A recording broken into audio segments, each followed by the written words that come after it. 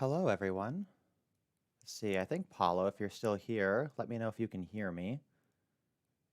But I did double check all the settings, so I think I'm in good shape here.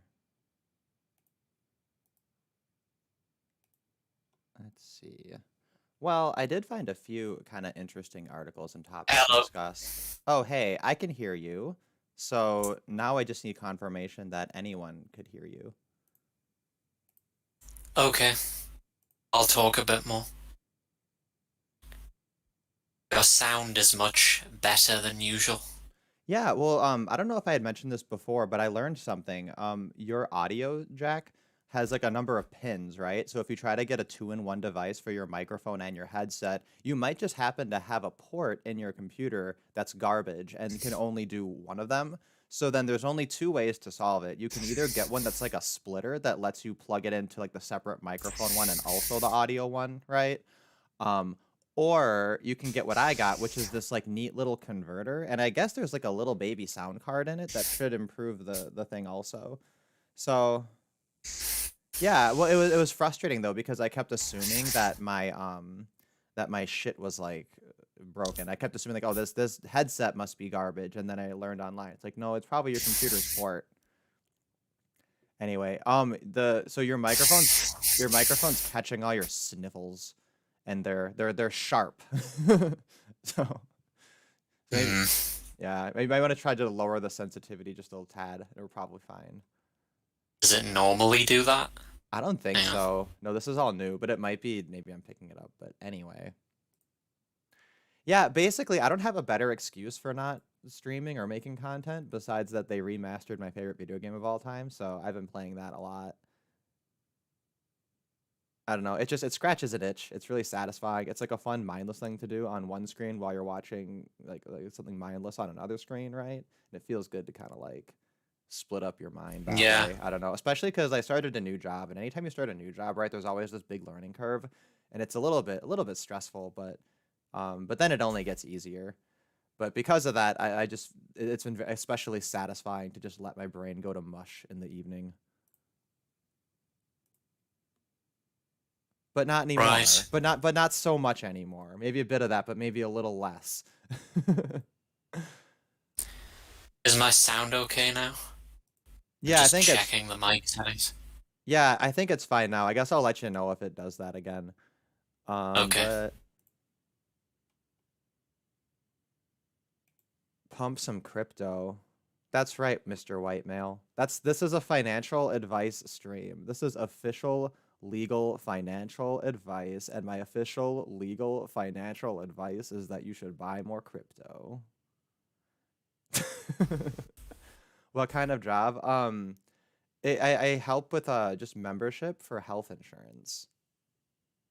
I think that's about the most detail I can say. So it's a quite varied, but if it gets too hairy, it's always just a transfer. And warm transferring is fun, taking someone's name, saying hi, confirm a phone number, do a little chicka chicka with a couple numbers, right? Maybe check a claim status here or there, look up a benefit here or there. So it's kind of fun. Time goes by pretty quickly, so could have done worse. Yeah, I've just switched to push to talk, so that's quite satisfying. Yeah, I had my hair cut short again for the first time since I was, 11? So that was an experience, I suppose. Yeah, it probably feels nice. It's just easier, because it means you don't have to deal with it. And how many times did you use way too much shampoo before you anticipated properly? Um, I don't know. Like if I get a I pro major haircut, I fuck it up like at least twice. Yeah. Mr. White Male, what's ADA? Is that a new crypto? I haven't heard of that one.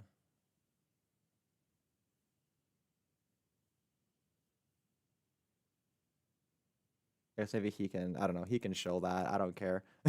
I mean, I don't care if he shills, not that I don't care about it. Yeah. My sound seems to have its characteristic tinniness, but I guess we'll just have to adjust to it. Yeah. Well, I never really minded the tinniness too much, but yeah. You know what's funny is I did find a few different No, I kind stories. of like it. It's Yeah, funny.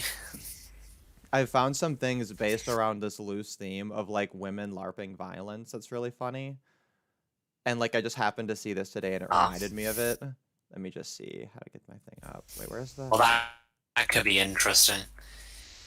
I've listened recently to a several-hour-long stream with Sam Harris, who is generally pretty loathsome, or at least boring, but in this case it was quite interesting. This biomedicine guy he was interviewing, and they were talking about the pandemic, quote unquote, and Sam Harris said that it's a somewhat it's somewhat more virulent, more dangerous than a typical flu season, which I thought was unusually conserved for him, given that he's normally on the leftward side of the aisle, I guess, and they tend to scaremonger about it.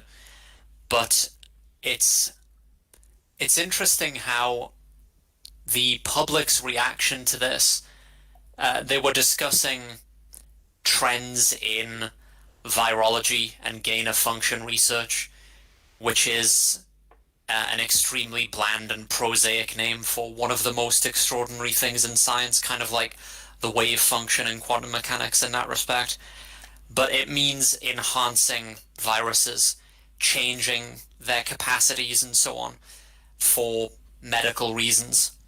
And this was the premise of the entire program, was the idea that in future viruses could escape from labs that have been engineered to be, well, bioweapons essentially, and with cause extremely high fatality rates and a collapse of civilization, using the recent events as kind of an anchor point because we've had such a mild pandemic, if you even want to call it that, relatively speaking. And yeah, it's weird, untrammeled territory. It looks as though there is fairly significant evidence that coronavirus was it accidentally escaped from a lab. Nobody's really claiming that it's a bioweapon as far as I can tell. Seems to be a pretty ineffective one as bioweapons go. But it probably escaped from a virology lab by accident.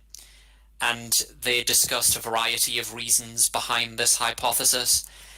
And it's not without precedent. So the last case of smallpox, well, the last endemic, natural, so to speak, case of smallpox on the planet was in sometime before 1978, I guess.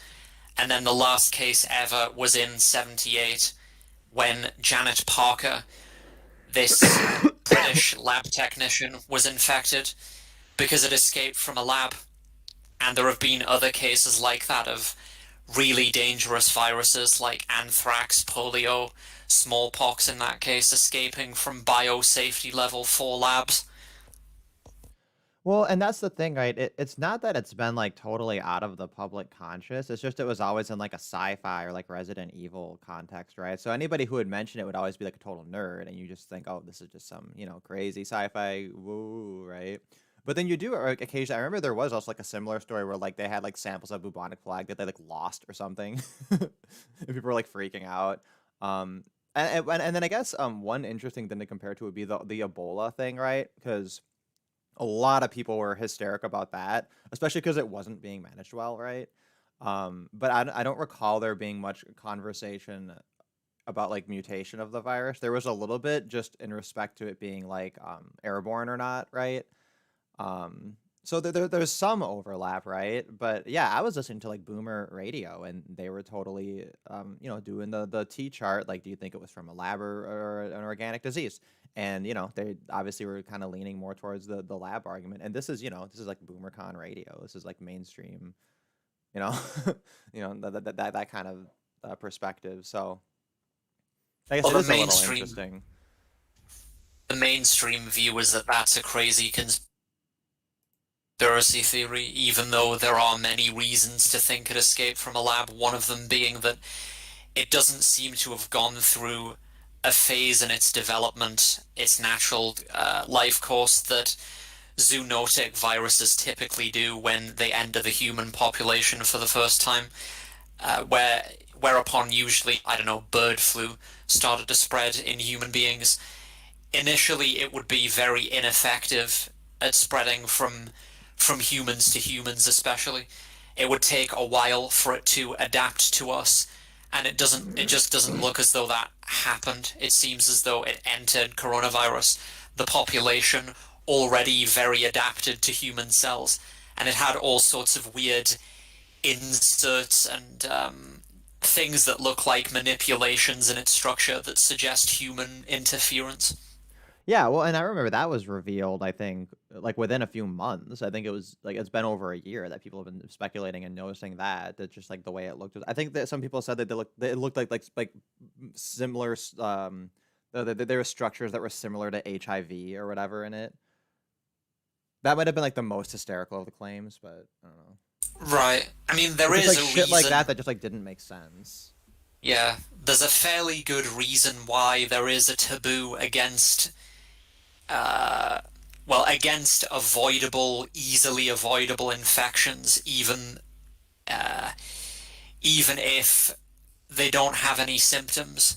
So, for instance, I can't remember the specific STI, the specific virus or bacterium, but it's 20% of Americans have some kind of sexually transmitted infection. And it's generally, whatever it is, I forget, it's usually not a huge deal medically, but there's a big taboo around it. But of course, the reason there's a taboo around it probably is because viruses can mutate, and this kind of thing could be avoided fairly straightforwardly. You know, a lot more straightforwardly than an airborne or waterborne virus. Obviously, Yeah, yeah. It's a little less accidental. It's a little less casual. yeah,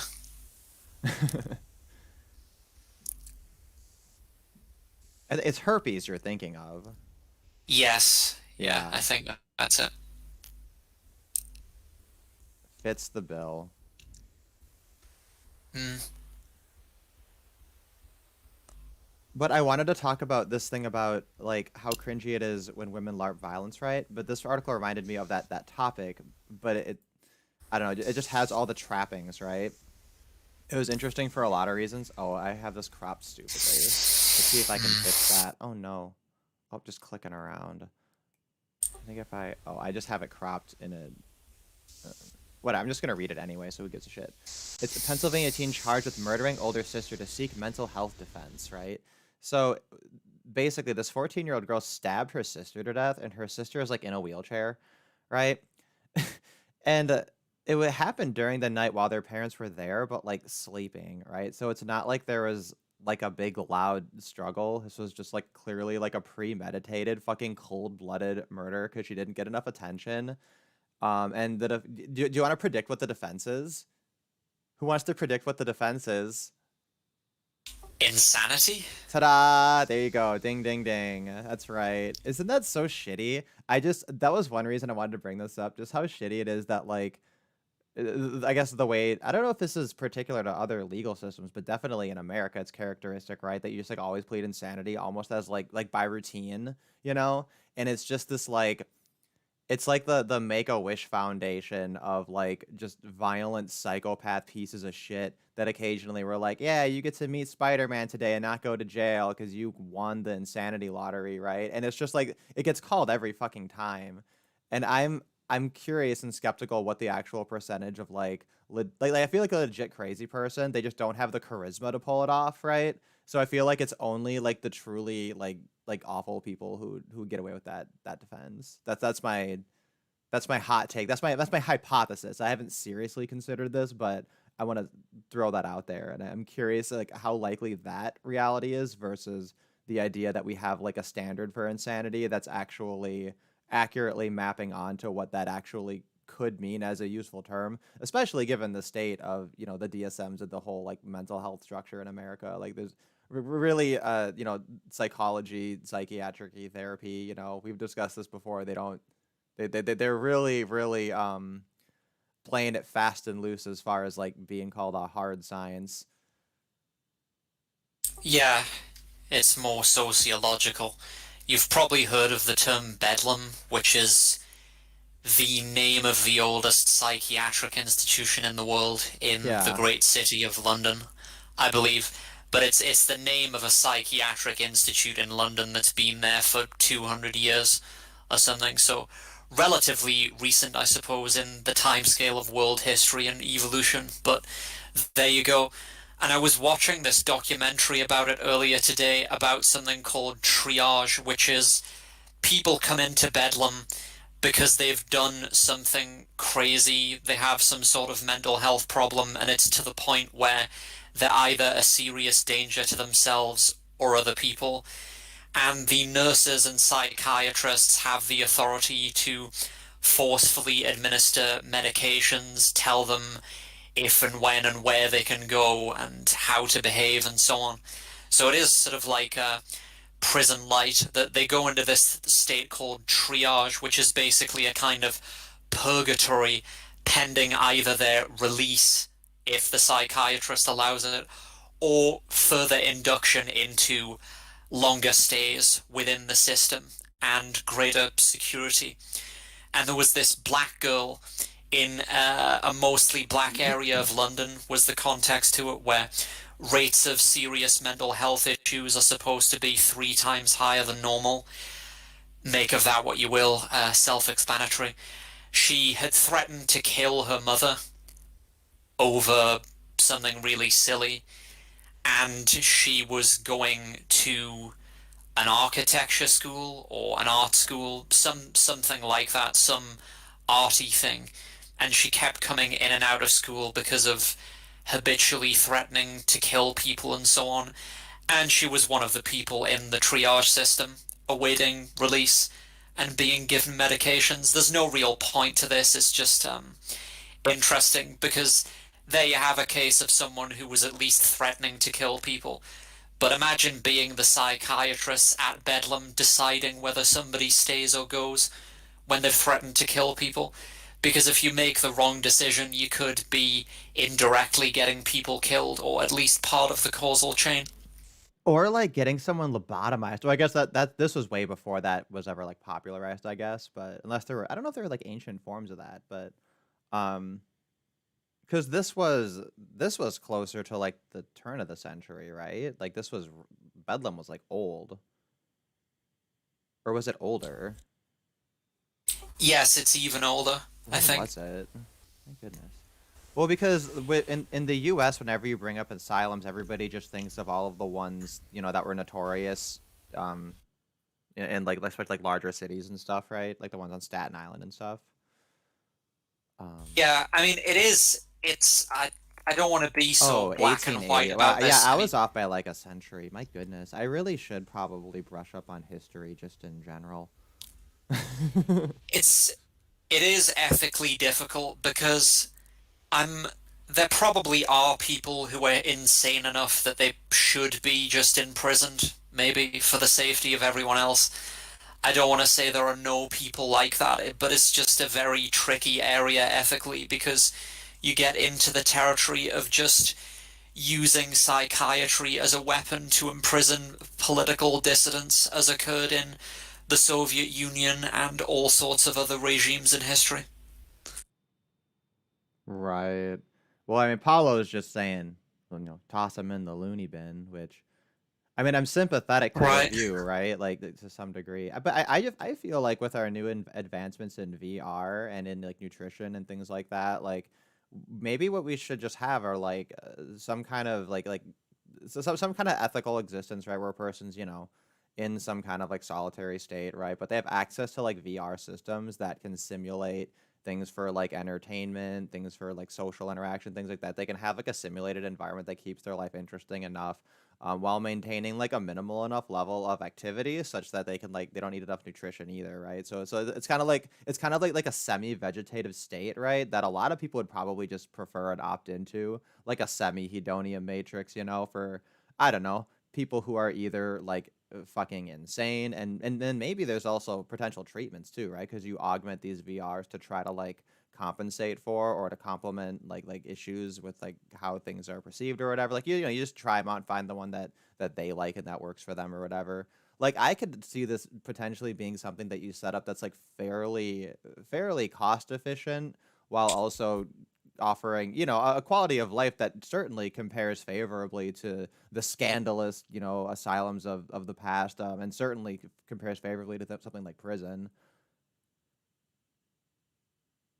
Yeah, there's actually a term for this kind of scenario, not to do with VR, but it's called wireheading. It's been discussed at some length, fairly self-explanatory. There's, for whatever reason, intracranial self-stimulation using electrodes to stimulate the pleasure centers and the dopaminergic system and the mu-opioid system, which regulates the feelings of pleasure and bliss and motivation and all sorts of things. You can manipulate these things with drugs or with electrodes. And for whatever reason, with electrodes, it doesn't show any sort of physiological tolerance. These experiments have been done in rats. You can just get a mouse to intracranially self-stimulate to the same effect of basically taking heroin or something like that. Only you can do it forever. It doesn't show any physiological tolerance or downregulation or anything like that. And obviously this isn't ethically serious for most people. It's the sort of thing that would only be desirable, I imagine, to incredibly depressed people.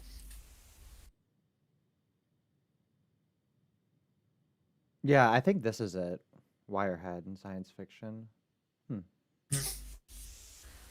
Right, Oh, what do you... but that's the idea, right? Is that you can't like you'd kind of not want it to be better, right? Because then maybe too many people would voluntarily opt into it and flood the system, right? Like it needs to be preferable to like a even like a below average like kind of normal existence, you know? Oh, just go to wireheading.com, all one word.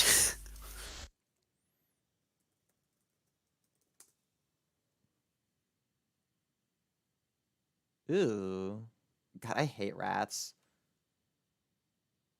I think they're quite cute. I even If you hate just mice. I like their little hands. I think their little hands are cute. if you just ignore rats' tails, they're actually not that bad looking animals. Oh yeah, their tails are hideous. But Well, yeah, this I is one remember, of... you know, do you know this? 1 year before Year of the Rat, I found a dead rat out on my balcony. And I hadn't been out there in a couple of days, and like it had like melted a little bit into the tile, right? And I had to like scrape it into an empty coffee canister, and there were like maggots underneath. It was really gross.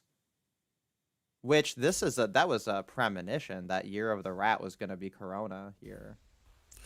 Yeah.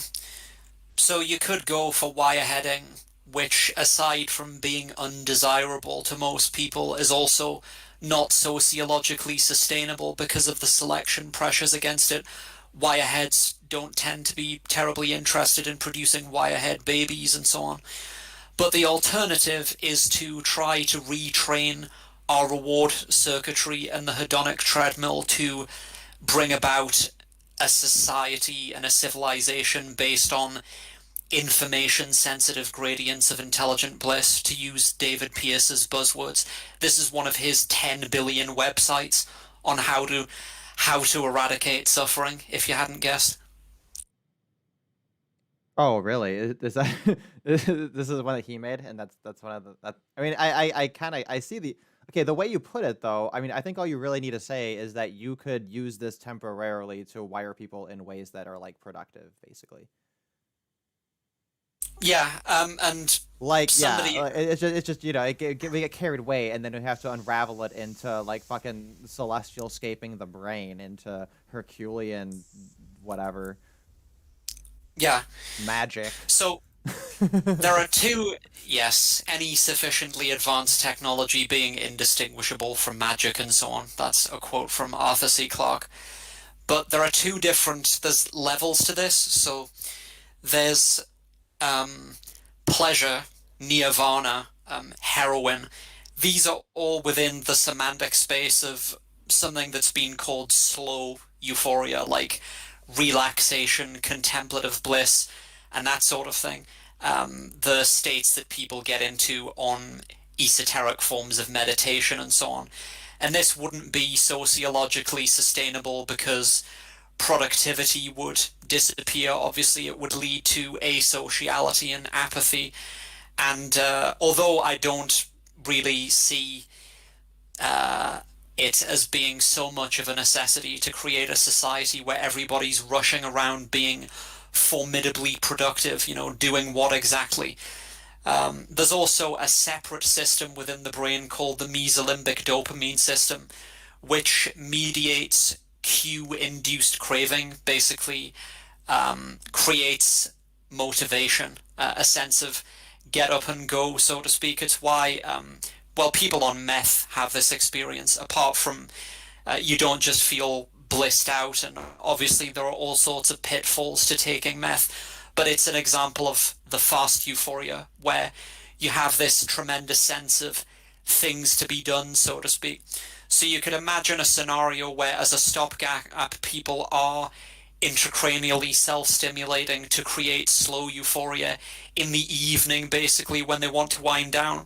And then in the morning, when they get out of bed and so on, they might want to tune up fast euphoria, so to speak, productivity.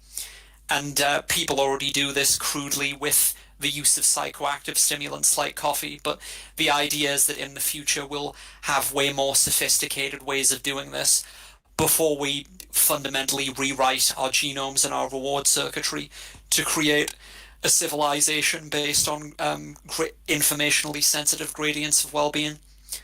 And yeah, David Pierce has a million websites like this. I think if you type, so that spiel I just gave you on motivation, I think if you type in hypermotivation.com, something will come up. And then also if you type in physicalism.com, he owns the domain physicalism.com, all these really short, snappy web names, website names somehow, because he wrote all of this shit in the 90s when there was barely anybody on the internet. Hypermotivation Cool. isn't right. Hypermotivation is a GoDaddy thing. You could Oh, take it. You could take it. Hypermotivation.com. Unless I spelled it wrong, like the name of the fucking stream. Oh, I was gonna fix that. hang on a second.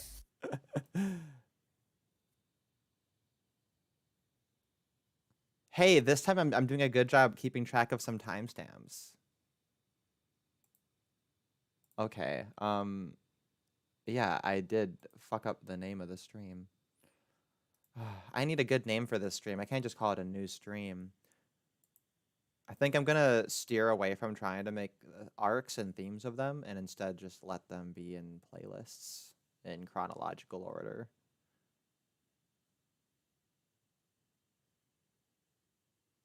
I think Mr. Whitemale, he got bored because we weren't talking about crypto, but what is there to say? You know what I mean? It's kind of...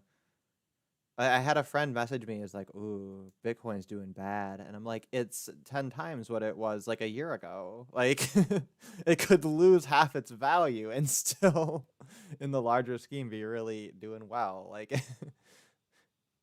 everybody really, really copes hard whenever it goes down, and then you don't hear much when it goes up. It's increments over time. Okay, I'll just fix my typo here for now. The other one did load, however. We can take a look at this one. The non-physicalist, non-materialist physicalism. I believe I've looked at this one before. They do like the pea zombies thing, and... Yeah. Because this is a little bit like emergentism, right? And stuff like that, where you're basically just finding ways to justify a more or less materialistic worldview without it technically being materialist, right? Because like even the term materialist, it kind of implies another kind of thing in a way, which is why I feel like people are never really excited to identify as a materialist. Like, it's just that what I find is that people always create this false dichotomy, right? They have this like idea of existence, and then... like if you just say, well, things tend to be material, like when they're proven, right? then they say, well, do you think everything is that way? And it's like, you could be open to things kind of being an exception, right? But then because you don't concede that necessarily things totally unlike the material realm, that they do exist, right? Then it's confusing. Like they package all these other arbitrary characteristics onto the non-material, and I don't think that's justified just based on what's more or less like an agnostic attitude. If I don't know if that made a lot of sense, but that's kind of why people take this whole like dualism versus materialism and everything, the whole debate like super seriously. But I really just think like it doesn't make a difference. I don't know. Well, the term materialism is, people don't tend to say it nowadays. People tend to say physicalism because it's kind of um, a term that was left over when people believed in atomistic worldviews and atomistic models of physics. The idea that the universe is made out of matter, and that's it. But we have a more complex physics now that incorporates dark matter and fields and quantum theory and all sorts of exotic things like this that don't seem to match up with that picture, but are obviously still within the remit of physics. So people tend to say physicalism. And when he says non-materialist physicalism, he means that, well, that's basically just, he's using the term materialist to mean people who think that the fundamental stuff of the world is non-conscious. So that's to say non-panpsychists, basically. And this is just similar to the ideas I outlined in the big stream we did on consciousness. He's just talking about his theory of panpsychism and his way of resolving the binding problem, quantum mind and so on. Yeah, I guess okay, so I've I think I've thought of a sort of thought experiment that maybe kind of clears up like two kinds of questions, right? And it involves a cat, which is appropriate. So you have like a cat, right? You can point to any cat in existence, and then it's like somebody will say, like this cat was like had to happen. It's destined or whatever. There's some whatever it could be anything. They could say this cat necessarily was predetermined to happen. This cat was like manifest from a top-down creator. This cat, right? They could make any kind of like wild fucking claim about like the nature of the cat, and then you say, well, it could just be that like there are physical things in motion, right? You had other cats that make cats, right? And then and basically you can play that game where you can demand a scientific explanation down to every single little butterfly effect tiny bit of reality that influenced like the cats before that cat, right? And like the weather and the time of day and everything like that, right? You could do it forever. And I guess my questions often for these for most of these theories, right, is like how much of the questions are um just based on like a gap in something that a physicalist perspective can't really thoroughly explain, but in theory could, with enough time and energy and access to knowledge. In theory, they could, if they cared enough to make it that detailed, right? But then I'm wondering if they're just taking like the lack of what's essentially just like a lack of the sheer brute force, right? Effort towards it as justification for then like backdooring in whatever the first thing was, right? Whatever it is they're trying to justify as like their alternative explanation, which of course has much more explanatory power because they decided it explains everything. But yeah, so I don't know. It's like there's a cat that happened, and then people say, well, because the cat happened, here's all this other extra garbage. But it's like, how much of that is really just based on a lack of a sheer brute force perspective in physicalism that, in theory, could just get it all sorted out? Well, that's all a bit abstract, but the idea is that the classical physics doesn't seem to have a way to account for consciousness, so I would argue, and so he would argue. So the idea is that this is where understanding quantum mechanics could become useful in our understanding of consciousness, and that's the gap that needs to be filled. while still maintaining that everything in the world is exhaustively explained by the equations of physics and their solutions, hence physicalism. I guess though the other argument too though is that like you can you analyze things on the quantum versus like mechanical level and they're different, right? But then what you find is that everything seems to kind of even or cancel out on their way up to like the empirical reality that we perceive. And I suppose that could just be, our bias from our perspective, right? Because the only way we're going to have that perspective is if we're in like a reality or whatever where that worked out, right? Like the ones where it was impossible are ones that can never have that perspective. Uh, but I mean, it seems so much simpler though to just say that okay, all the quantum woo just kind of gets ironed out by the time we're looking at real reality. So unless we're really, really honing in on something at that specific quantum level and a specific mechanism down to that thing, once we're looking at things applied to reality as we know and are actually able to experience it, then um, I don't know, like it seems like just like the very kind of rudimentary, simple empiricist position. I don't know, it just kind of works. Yeah, I I mean, mean, I I'd get it's really. like it's really convenient, right? I get it to just say, well, all the quantum woo just irons out by the time we're in actual reality. I mean, like, I get that it's not entirely sound, but it kind to me it passes a sniff test. Also, I don't. I guess I'm a little. I'm not sure how I feel about it. I have pretty well formed thoughts on this, but I think I'd really have to write it. It's very difficult to speak meaningfully about quantum mechanics off the cuff, so Hmm. I may do that. God, yeah. There's so many different. Okay, so epiphenomalism. Yeah, you notice that he spends the first half of it just defining terms, kind of like I did, because there's so much complexity to this topic. I mean, it's a good first step because then you can kind of package things, you know. Should have got Sinovac. All right. Korea, man, why did people want to get that specific vaccination? No, I'm getting none of them. Absolutely none. I get the fake card and none of the vaccines. I mean, the real fake card.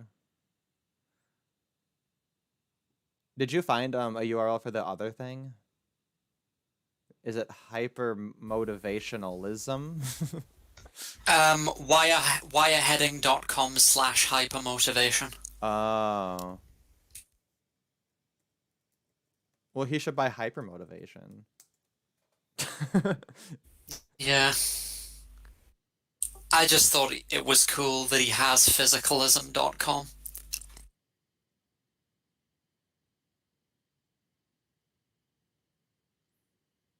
I also respect the simplicity of this website too.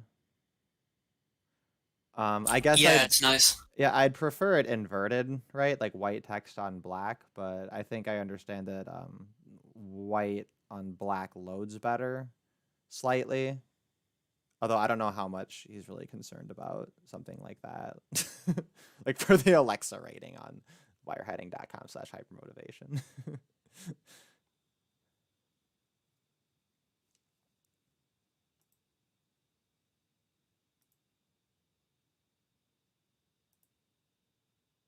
But yeah, so wireheading really an excellent alternative to insane asylums, and that should just be the Yeah. cost of pleading insanity, right? Because that way you'll have less frivolous, frivolous defenses of it. The other funny reason though that Pennsylvania article was funny was just the fucking boomer comment section of Fox News, and I want to make everyone else suffer a little. It's not I mean, terrible. It's kind of just expect. It's just so typical. as far as weird punishments for crimes go, it's not one of the stranger suggestions, but I've heard people, the Journal of Controversial Ideas that the Australian philosopher Peter Singer opened, and some co-author of his, Francesca Minerva, they have a new series of papers from a journal that they're calling the Journal of Controversial Ideas. And one of the things suggested in there, one of their articles, it's all up there for free, I think, there's no paywall, was the idea that we should put prisoners in a coma against their will or something, murderers and stuff, I don't know. I didn't read it, I just saw the abstract. That's at least as weird as the wireheading idea.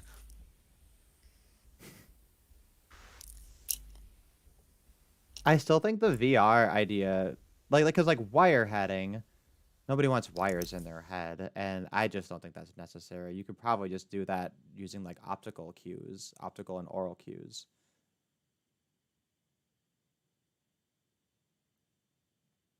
Sure.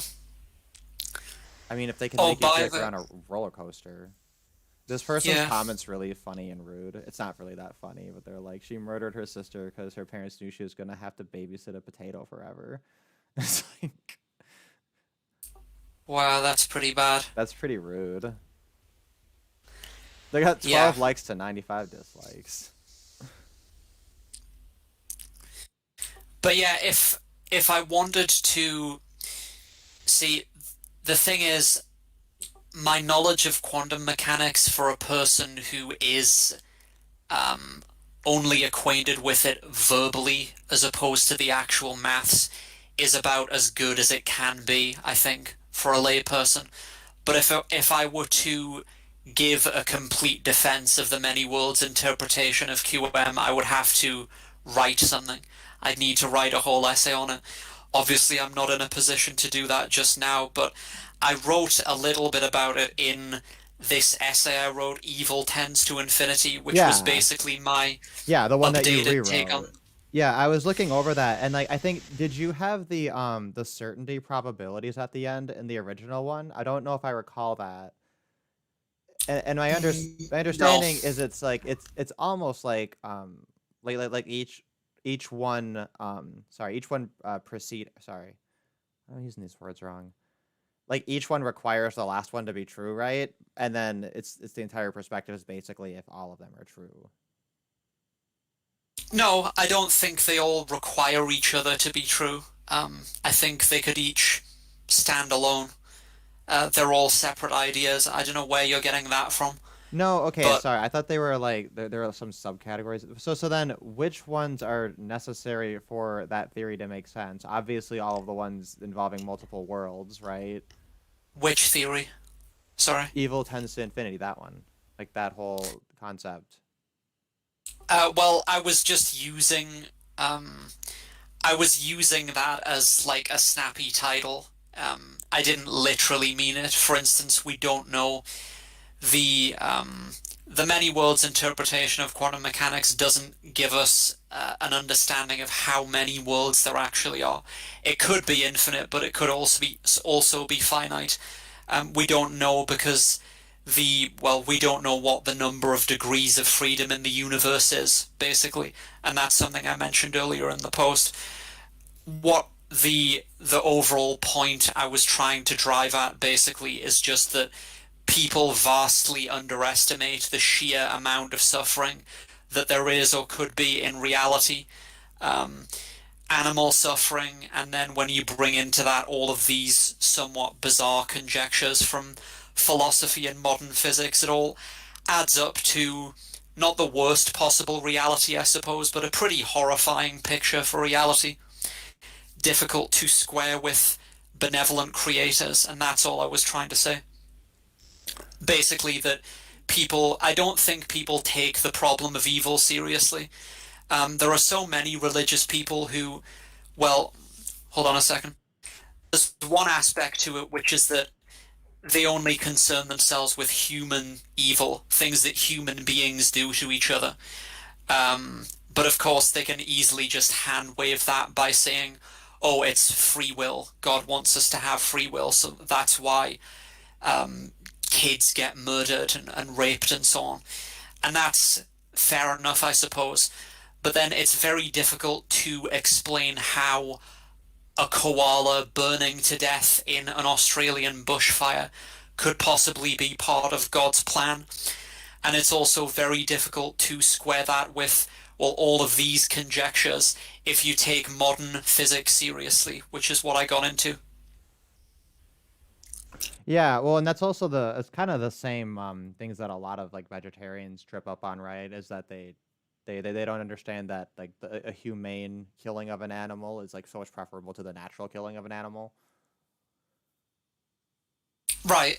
I mean, there are vegans who also take wild animal suffering seriously, but obviously there's no real easy solutions there. Could you imagine how frustrating that would be to take that on as a burden? Like, I mean that's basically like the male gendered role towards women, right? Is to like constantly herd around and like stop them from hurting themselves, and while they're constantly not taking this serious like taking violence against you seriously and like using you as a pawn, right? And like almost like that video game where like one person plays as the baby and you're like deliberately trying to like stick a fork in an outlet or whatever you can, like drink the bleach or whatever, and then the other player has to like stop the baby, right? So then like God, these vegans, like could you imagine if they were like trad cuck and also vegan and they have to like make sure all of the women and all of the animals never hurt themselves? I wouldn't even try. Yeah, it'd be quite a feat. I would not even try. Yeah. Well, I've already explained my position on all of this, my anti-environmentalism, and the future that I would recommend in this respect, we've talked about before. Right. Okay, but this was the list. So eternalism, that has to do with past, present, and future, as like not that it's illusory, right? But that they're kind of they're coexistent, I suppose, is a way of putting it. I mean, there is a sense that the Yeah, and past is unchanging, right? So it is eternal in that sense. I was gonna say illusory seems like an odd way of framing it because it seems like it's the complete opposite. No, the idea is that, well, it's motivated by ideas in modern physics, general and special relativity. There isn't space and time, there's space time. Sort of space and time are coextensive with each other, and all points in space time are equally real, is the idea. So the past and the present and the future all exist, as opposed to presentism, which is the common sense view of time that only the present exists. Which is funny because I think it's more common to see the term presentism used as a pejorative towards people who are not being sufficiently respectful to people of the past. Right. But it is, funnily enough, it is also a term in metaphysics and physics. And I guess you could make the argument that if one is a presentist in one sense, then they must be a presentist in the other. Even though I guess. even though those words like even though they mean totally different things. Okay, so Yeah. then so you have many worlds interpretation of quantum mechanics. I mean, I guess that does kind of like eternalism obviously sets that up. Like having space time and having all of the points being having equal ontology. I'm. But I don't know where I you're. suppose I mean I'm. okay, so I'm with not. I'm not eternalism, arguing, Derek. I'm not arguing in like the order of them, the list, the fact that eternalism goes first, and then many worlds. Like I'm not trying to argue that one of them necessarily entails or implies the other, and then the next thing and the next thing. I think they all independently have their own separate reasons to think that they're true or that they may be true. That's not what I'm trying to argue. okay, but don't you think that there's enough overlap there, right? That like it'd be hard to accept one without the other. I guess. I don't know where you're going with that. I don't know. I guess that was why I was so that's why I was seeing the implication there. But Hmm. I mean, I guess that train of thought does get a little derailed when you try to go from that to then the Hansonian aliens. Yeah. It's funny when you come up with these adjective expressions based on people's names, like Hansonian aliens, the Hansonian perspective on rape, and so on. I mean, he does it probably better than anyone. What rape?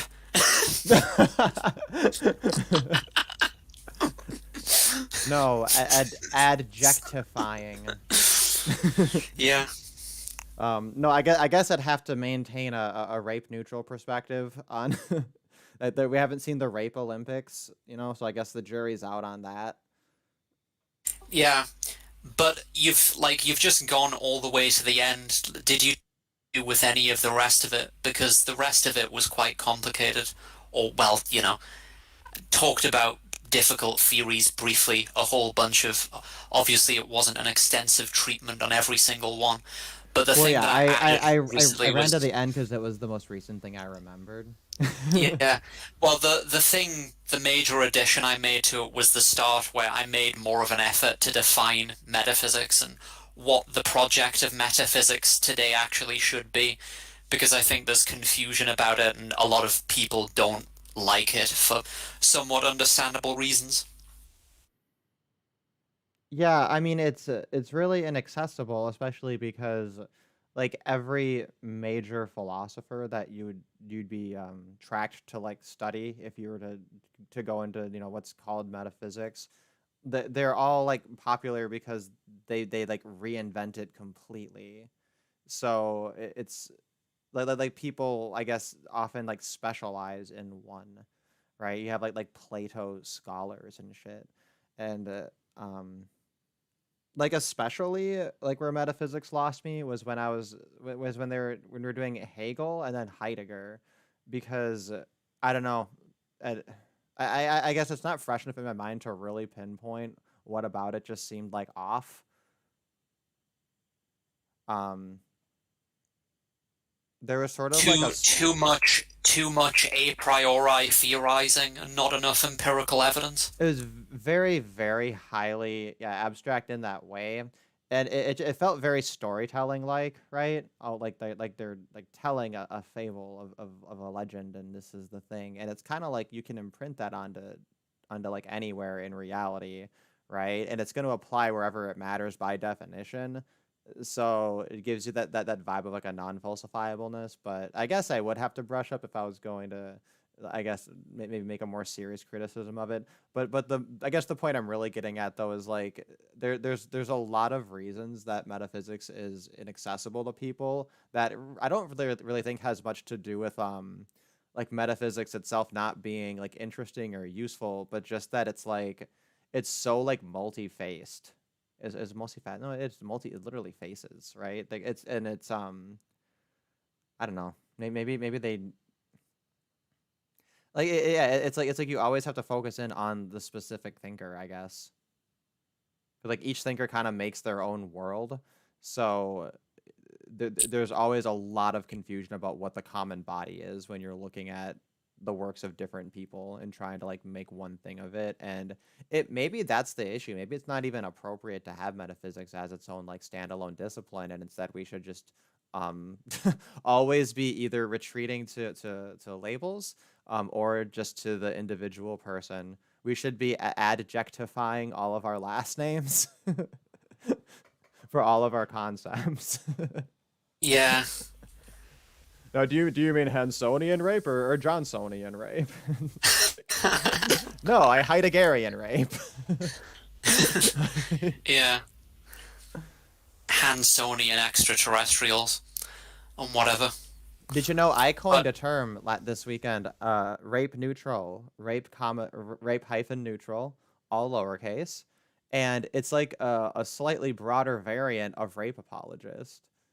And I like it because it's less like it's less like it's very like emotionally it's like a dispassionate way of like making that pointed insult, right? Where you just kind of like leave it on a table and then it just sits there because it's neutral. And I like this juxtaposition too. And right. But a lot of that those critiques that you gave of metaphysics, sorry about the self-promotion here, but if you read those first two paragraphs mostly, I think I addressed some of those things and gave it some treatment. I don't know.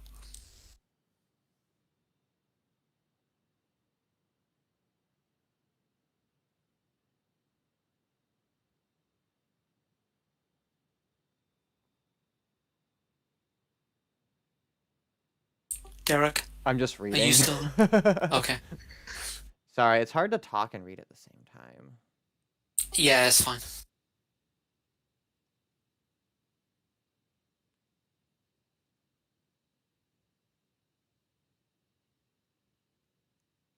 Wait, I need a reference here for Lewis.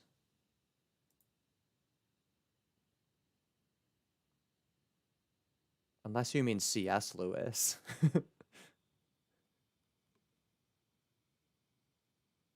It's not this Wait, what are you guy. talking about? You mentioned in the first paragraph Lewisian modal realism and Lewis. I don't know who this is. Yeah, just David Lewis's modal realism. I go on to talk about that more in the second paragraph, I think. Oh, I see.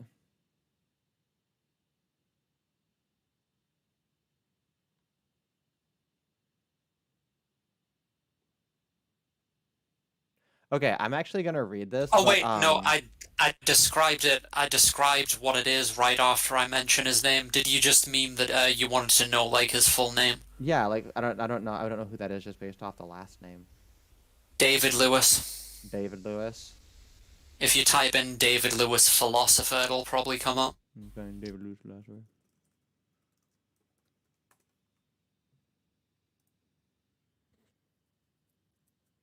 Yeah, he looks a bit like Gandalf or Santa Claus. I should say looked because he passed. Hmm.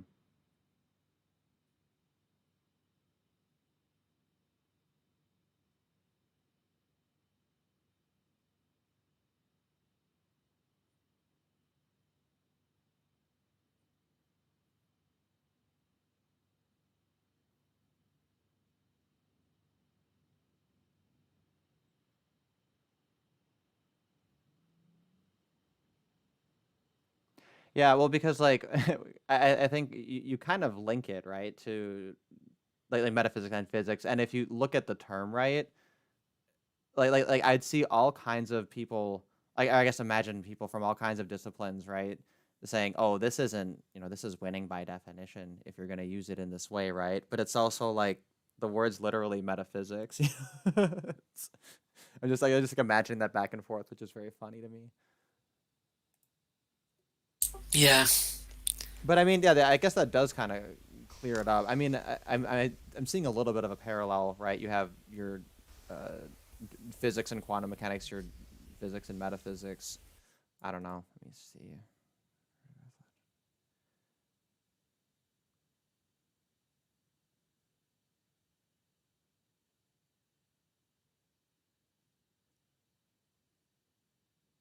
Well, and then I take it also there's this argument too that there's an arbitrariness to physics itself, right? And things that are real. And it comes up every once in a while, but it's not taken that seriously. But then in regards to metaphysics, all of those are taken like deadly seriously, and therefore like the entire theory just gets thrown out. yeah, There it's is a little bit very of a difficult. double standard It's there. very difficult to say with precision where physics ends and metaphysics begins, because there is a lot of overlap in the questions that I suppose there didn't used to be the case, but certainly these days physics is in the same domain of questioning as metaphysicians, I guess. You know what Quantum though? mechanics. But hasn't it always been going in one direction, Even if the line wasn't clear, it's like before there would just be a larger share of things that would fall under the realm of things that would just be either metaphysical or shrouded in mysticism or whatever. And then as you have like a more precise knowledge of the physical realm, you just push that line back a little bit further and further. Yeah, So like I feel like the fact that it moves in a direction, is there a suggestion that that would ever that there'd be like a stopping point, right? That eventually, all of metaphysics is completely, I guess, physicalized and completely explained, and then there is really no distinction anymore. I don't know. Would you have I to guess know we'll. everything? I guess you'd have to know everything. Is that the definition of knowing Right. everything? Yeah. Or to understand the mind of God or some shit. But yeah, Lewisian's another good one. Where you could use the term Gegnerian men's rights activism. Gignarian. Yeah, it's mean. It's mean and not particularly effective.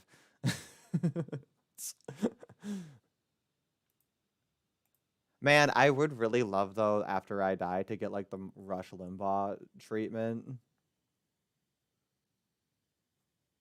Oh, I'm Like, not sure what you're referring to. oh, just like everybody freaking out on Twitter and like being super rude and spitting on his grave. It's just like a massive grave dance fest. Yeah, Which I'll I be don't back in I don't oppose one any of. second. Oh, sure. But yeah, I don't oppose any of that in principle. But I thought for Rush Limbaugh it was a little peculiar just because I'm not really sure what he did besides like I don't know, like have a radio. Jimstead says watch Afton.mp4 and Bonnie joint movement test by Baddington. I'm not sure what that is.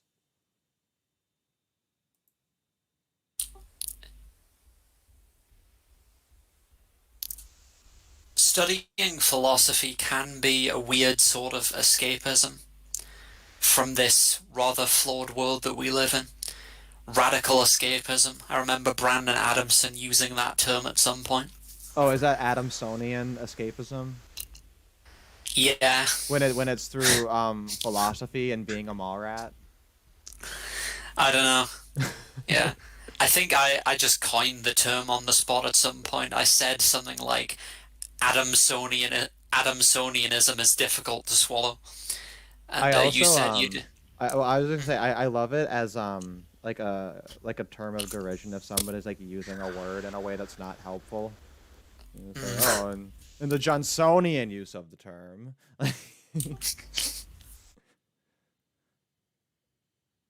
Like you're using Yeah, it so badly, I have to adjectivize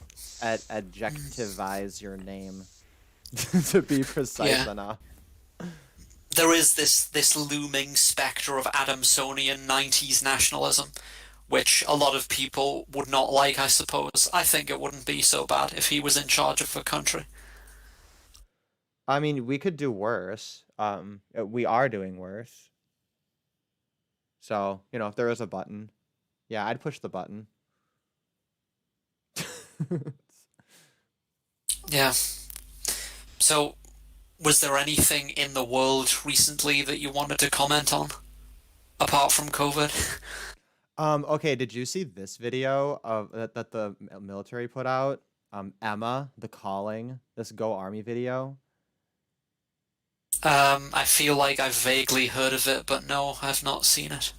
It's amazing. It's the most amazing thing ever. I'm gonna play it. It's only 2 minutes. I think I'm allowed to play it. Um I don't think I'll get a copyright from them. I cropped it slightly. I should be fine. Let me think though. If I play it, you might hear it through my microphone. You should just open it in the stream and play it. Okay, I'm gonna start it Okay. now.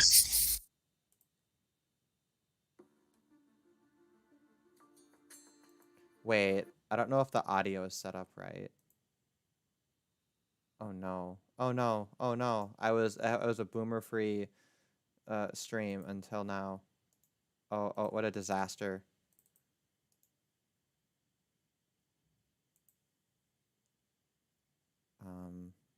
This one has to wait.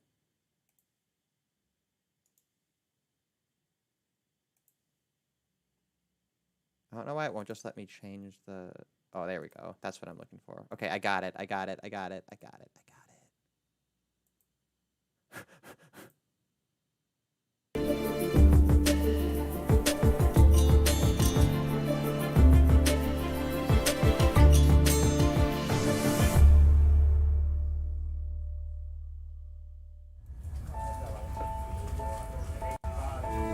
This is the story of a soldier who operates your nation's Patriot missile defense systems.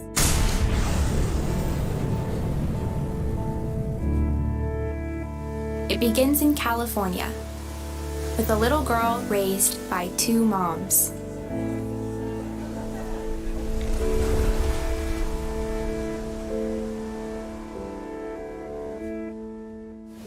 Although I had a fairly typical childhood, took ballet, played violin, I also marched for equality. I like to think I've been defending freedom from an early age. When I was 6 years old, one of my moms had an accident that left her paralyzed. Doctors said she might never walk again. But she tapped into my family's pride to get back on her feet, eventually standing at the altar to marry my other mom. With such powerful role models, I finished high school at the top of my class, and then attended UC Davis, where I joined a sorority full of other strong women. But as graduation approached, I began feeling like I'd been handed so much in life, a sorority girl stereotype. Sure, I'd spent my life around inspiring women, but what had I really achieved on my own? One of my sorority sisters was studying abroad in Italy. Another was climbing Mount Everest. I needed my own adventures, my own challenge. And after meeting with an Army recruiter, I found it. A way to prove my inner strength and maybe shatter some stereotypes along the way. I'm U.S. Army Corporal Emma Malone Lord, and I answered my calling.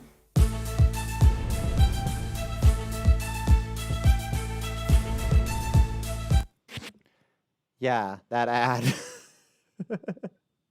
Yeah, I watched it. It really could have been worse. I don't know. I mean, it's like a woke speed run, right? They give her the lesbian parents, right? But then they also make them married out of wedlock and added that entire arc of her lesbian mom learning how to walk again, like, for no reason. And then she goes to college before going to the army, which makes no sense. You're supposed to do it in the other order so that the army pays for it. Yeah. Yeah, the like to do it's let's see, 501 likes and 20,000 dislikes. But just like it just oozing with the privilege of like I need to go in the army in order to make my story. Like I guess it's almost too obvious to even comment on, but I mean, I don't know, a little dumbfounded is all, I guess. Like you'd think that there'd be some kind of filter on it or whatever, but I guess is this really? I don't know. I guess I really hope it inspires a lot of young girls who are exactly like that young girl to go in the army, I guess. Like it was like that, or what was that tweet you had sent me where it said, what was it, like the moral arc of the universe is strange, but tends towards the U.S. military's first like all trans carpet bombing. All gay, yeah, it was Noah Cole. Oh, that's right. That. If you went to college first, shouldn't you be going for a commission instead of as enlisted? Yeah, that's a good point.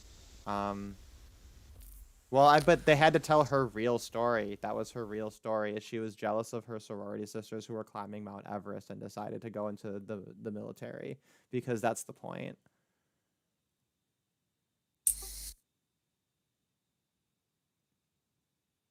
Yeah. One of the Weingard brothers, there's Bo Weingard and the other one, Ben Weingard. There was a recent moment of clarity where one of them said the difficulty with intellectual dark web types is that they're not interested in talking about genetic population differences, which is important because if they don't exist, genetic differences between populations, then the woke people using their term are more or less correct. I just thought it was interesting because it parallels some things that you've and well everybody's been saying about feminism for years, which is that it's no good to just criticize the tone of leftist discourse because that means that they're basically, well, you're just accepting the frame that they're correct about everything and criticizing their tone, which just seems really weak when there's so much wrong with their factual claims. No, exactly. It's forfeiting the war to win the battle. Like whenever conservatives do this whole thing about how non-racist they are or whatever the case might be. Now, when you say intellectual dark web types, I have some confusion on this term because my understanding, right, is I think Brett Weinstein tried to form a squad and it didn't really work out. Like this whole idea of dissident free speech squad Inc. IDW just kind of like fizzled and now it's no longer a thing and people hassle Brett Weinstein all the time about why it's no longer a thing, right? So it's just kind of a funny joke. But then like I think also it was like an identifiable movement because of course you did have people who were following it who just probably went on to do their own stuff by that label. But like what does IDW type even mean, right? Is it what the cross section of Jordan Peterson, Brett Weinstein, and like Dave Rubin? I can't say the Dave Rubin Yeah, without laughing. those three, and apparently also Sam Oh, that's Harris, right, Sam Harris, of course. Ben Shapiro, also apparently, They according to let some Ben people. Shapiro in? Yeah, What the fuck? Why? yeah, uh, it's unreal. Um, I don't understand it, but what was the substance of their beliefs? I can't even remember anymore. I don't. There's nothing in common besides like stop bullying us for talking about stuff. I guess because they're all very very vocal, very strong anti-racists, and it's a very serious issue, and they're very clear about that. Each of them. Well, I mean, Ben Shapiro's he's very proud of his ethnic heritage and against us being proud of ours, so I don't know if that is that anti-racist, I don't know. Well, it's anti something. Yeah. Did you see when he went to the Home Depot to buy a single piece of wood to own the libs and then walked out with it in a little tiny plastic bag? What? It's That beautiful. just sounds like very annoying behavior. It's one of my favorite things. Ben Shapiro, Home Depot. Yeah, like he goes to the Home Depot and walks in there and says, "I'll have one, please." And they're like, "One what?" Like he's like, a piece of wood, I guess." Like what the fuck? How come when I Google image search, there we go. It's like the seventh image. My goodness, why do I have the hardest life? Okay. Bam. Like it's so good. uh Standing Yeah. there, no mask. Like mask off, yarmulke on. With the receipt in one hand, and the Home Depot bag with the little tiny plastic bag on the end. Brett Weinstein has a podcast. Yeah, yeah, Brett and Heather. I like them. They're the only liberals I can listen to. The Dark Horse podcast or something. Yeah, I wish that they'd get a longer intro song or just like a different one or like remix it or something. That little like bell jingle is uh Yeah. It's pretty bad. it's I mean you could it's not like that like that's okay hold music for maybe 90 seconds, But yeah, but it's a proper like 5 minute song because I was 5 minutes early one time and it changes a little but not enough. Yeah. What did you think of Benjamin Boyce's discussion with Brian Martinez and the other conversations he's been having recently? I don't did I see what was the Benjamin Boyce one? Was it Uh, very recent? I know they've talked before. He's actually done two now, so both of them very recently, like in the last month. Okay, He that's did why I'm. a Oh, conversation with Brian and also a separate one with Allison. oh. Yeah, no, I don't think I've caught up well enough. I know because I've been keeping up with some of Brian's, like, because had they had Dr. Dutton on, and that was pretty funny. Um, Yeah, it was funny. what was the other one? There's another one. I've been watching too many movies lately. I need to keep up with my YouTube watching programs. My goodness, I've got a whole backlog of stuff. I suppose that's a pretty good problem to have, though. Yeah. This Sunday I saw, I just like the picture. It's China lands on Mars in major advance for its space ambitions. I support this. This is a pro-China stream, so good news about China. Interesting. But yeah, I do really like this image. How it's all edited. I like the color choice and everything. I'm not even gonna read this. I guess they landed on Mars. Is that? I mean, that's been done, right? Yes. China has said it wants to land people on the moon and possibly build a scientific base there. No timeline has been released. I just feel like articles about space are always like bullshit, you know? Because like they try to make it sensational for normal people like me who aren't really that super interested in science, right? So they always try to like really overstate shit. Like when everybody thought the world was gonna end when they were trying out the superconductor collider thing or whatever, like 10 years ago. Everyone's like, oh, Yeah. there's like a 2% chance the fucking world's gonna die. I don't think it was 2%. I think it was a lot lower than that. But Well, you round up each time it gets like retweeted or something. yeah. This one is bad news too. There was a autonomous taxi that went rogue and escaped from the crew. Because everybody says, "Oh no, autonomous cars, they're all gonna do shit like this," which I guess is kind of inevitable, right? Um, I would still wager they're gonna be a lot safer on average, though. Can you imagine the multitasking once we all have self-driving cars for everything? Yes. Especially how like convenient you could commute super long because you could just commute while you're sleeping, right? That could really be a game changer for the economy, be really convenient for a lot of people. Something else that would be a kind of life extension therapy, effectively. Waking life extension, anyway. There's a tiny subset of the population, maybe just a tiny fraction of 1% of people, I'm guessing 1 in 10,000 maybe, who have a mutation or multiple mutations that cause them to be hyper efficient sleepers. So they can survive on just 4 hours of sleep without showing any physical or cognitive deficits.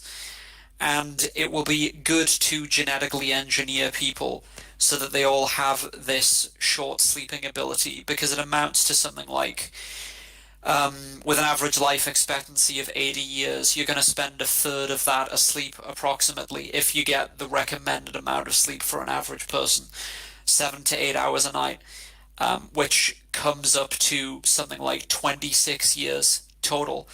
But for these short sleepers, they're only going to be spending half of that time asleep throughout their lives. So it's literally 13 extra years for them. Just doesn't seem fair of waking life. Wait, I'm sorry. And what's the major change that gets that the sleep is more effective? What's like? I missed the first part about like how is it that they're having more waking life? They have a mutation that seems to, or a series of mutations that seems to give them more efficient sleep, so they need a lot less of it than normal people. Oh, About okay. So half. it's like a gene people have. Why aren't we getting a fucking gene therapy infusion cocktail that lets us all have that? Yeah, that'd be nice. Wouldn't that be great? What So, if we had a whole like pandemic, but instead it was for like a good virus and it was causing an economic boom, like literally an inverted COVID. yeah. And we're all fucking So, we're all shooting up to become fucking superheroes and shit. That'd be wild. That'd be a great sci-fi novella, right? Everybody gets maybe like a quarter of an X-Man power, right? Nothing yeah. nothing too nothing terribly irresponsible, right? But definitely not insignificant.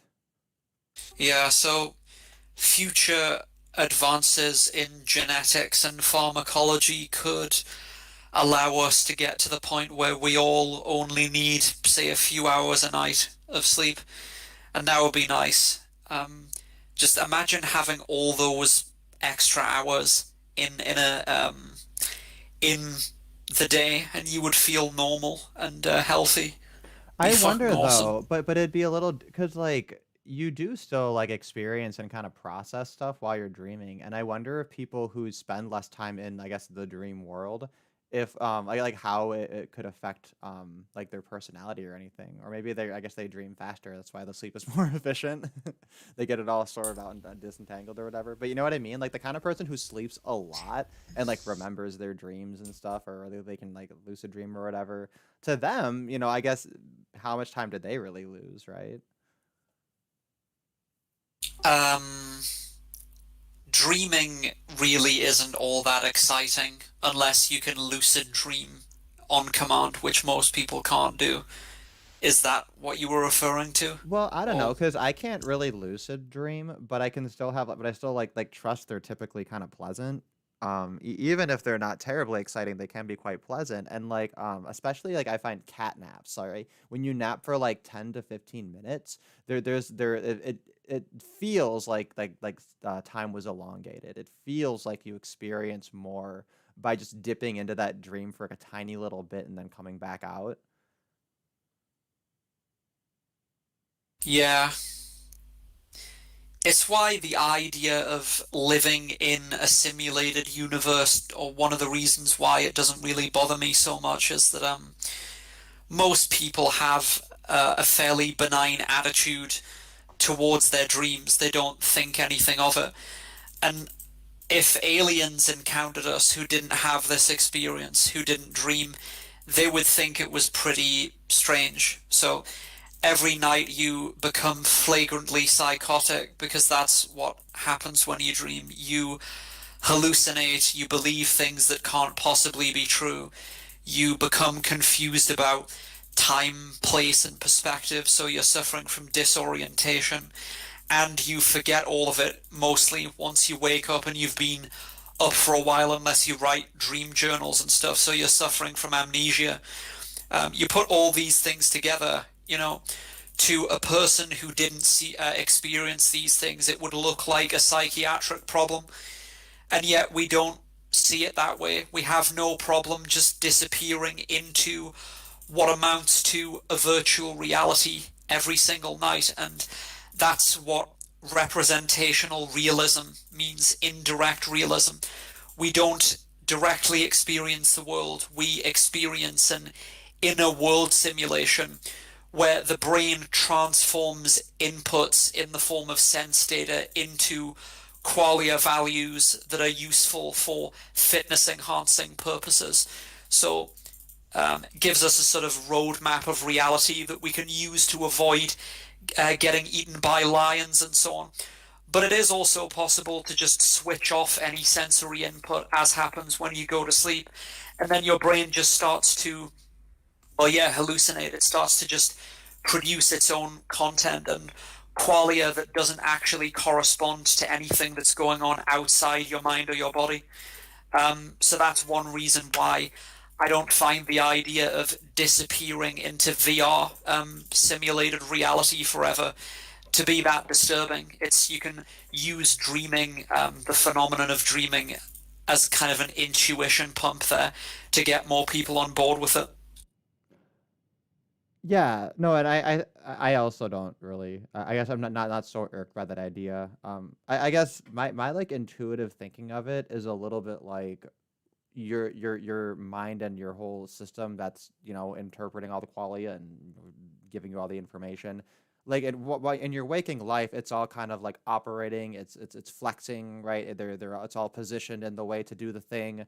And then when you do need to become unconscious and sleep, right? It's all kind of relaxing and disentangling. And I just kind of imagine it being like just like your regular muscles, right? When they're totally relaxed and totally inert, it allows like kind of like deeper parts of the muscles to then no longer be tense and to kind of relax, right? So it's kind of just a sense of like everything gets to just be at ease, right?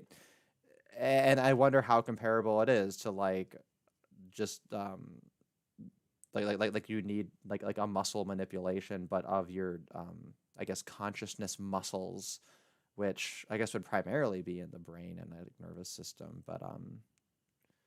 Yeah. But you know what I mean? Like that's just the image I have intuitively, is that it's that level of relaxation that like the mind just needs, and because it can't always be awake like that. Yeah. And that like the overuse of it, you'll have something that's deep down that's all tangled up, right? And that's why it all needs to kind of shut down in order for the thing at like the fundamental level to, relieve the tension or something. Well, the thing is that sleep is actually an active process. Like during REM sleep, rapid eye movement sleep, which is the stage of sleep where the overwhelming majority of dreaming takes place, certain areas of your brain are actually more active than they are when you're awake. And all sorts of weird things go on physiologically, like your cardiovascular system, your heart rate and breathing rate just kind of randomly seesaw around, because during the day your brainstem is maintaining homeostasis, maintaining a steady heart rhythm and breathing rate, whereas in REM sleep it just kind of goes all over the place. And it's so that's one part of your brain that actually does cool off, I guess, in REM sleep. But there are other parts that are actually more active than they are in waking life, and that's what causes all the crazy visuals and so on. Nobody really knows what the actual adaptive purpose of it is. I mean, why that stage of sleep in particular? So there are certain drugs that are very good at blocking REM sleep, dream sleep. I'll just call it dream sleep for convenience, like alcohol and cannabis as well, the dawn till dusk types that are just constantly high. The phenomenon where alcoholics, when they go into detox and they come off all the alcohol and they get delirium tremens and start hallucinating, what's actually going on there is the alcohol has been blocking their dream sleep for such a long time that the veil of dream sleep just gets pulled over the waking brain. It's a kind of waking dream. And as you get more and more sleep deprived, the pressure for dream sleep just builds and builds and builds. And you end up spending, when you finally do sleep, you'll spend a much larger percentage of the night in dream sleep. And nobody really knows why, what seems to be special about that stage in particular, but you've probably heard the term REM rebound, where you get a rebound of dream sleep. Some people who are habitual lucid dreamers try to instantiate it deliberately, like because you have more REM sleep in the second half of the night, they'll deliberately deprive themselves of sleep for the first half of the night, with the idea being that you'll just go more or less straight into dream sleep. Yeah. And, I've done that. I did that for years, actually. It's great. Yeah. No, because Well, if you have the schedule that allows for it, right?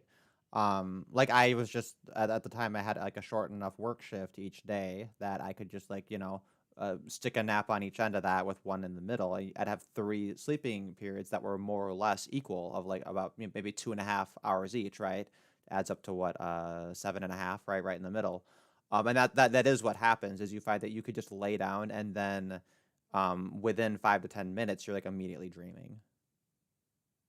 yeah, I don't like the idea of having fragmented sleep Oh, it's for so some reason, nice. but It's so nice. But it's a little putsy because then you have more time of like when you wake up and then need to motivate yourself to wake up, right? Like that's the one disadvantage is I don't like the feeling of like having to wake up and motivate, you know? Right.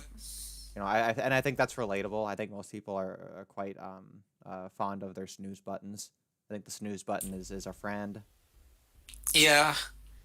But yeah, I've told you about all the weird sleep phenomena I experience. Like I'm one of those lucky or unlucky, I guess, depending on how you look at it, who experiences weird sleep dysfunctions Yeah, you said regularly. you have sleep paralysis often enough that you just accept it.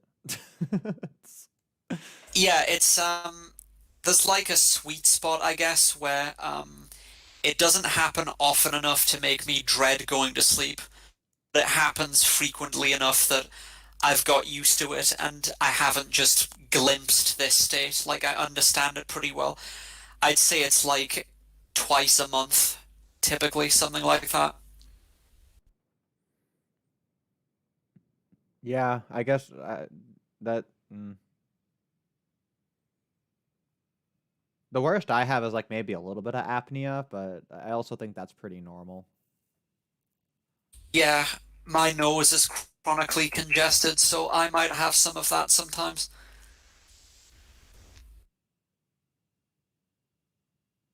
Sleep apnea is supposed to be really bad for you. Yeah. Well, I guess I'll get a CPAP sooner or later. We all do. Yeah. There's also other stuff that happens, like false awakenings. Have I talked to you about that? It's fairly self-explanatory. Yeah, I have had something kind of like that usually, where you know you wake up and you're doing like your morning routine, or you imagine yourself doing what you're gonna do when you wake up, and then you wake up a second time and you realize you haven't done any of it.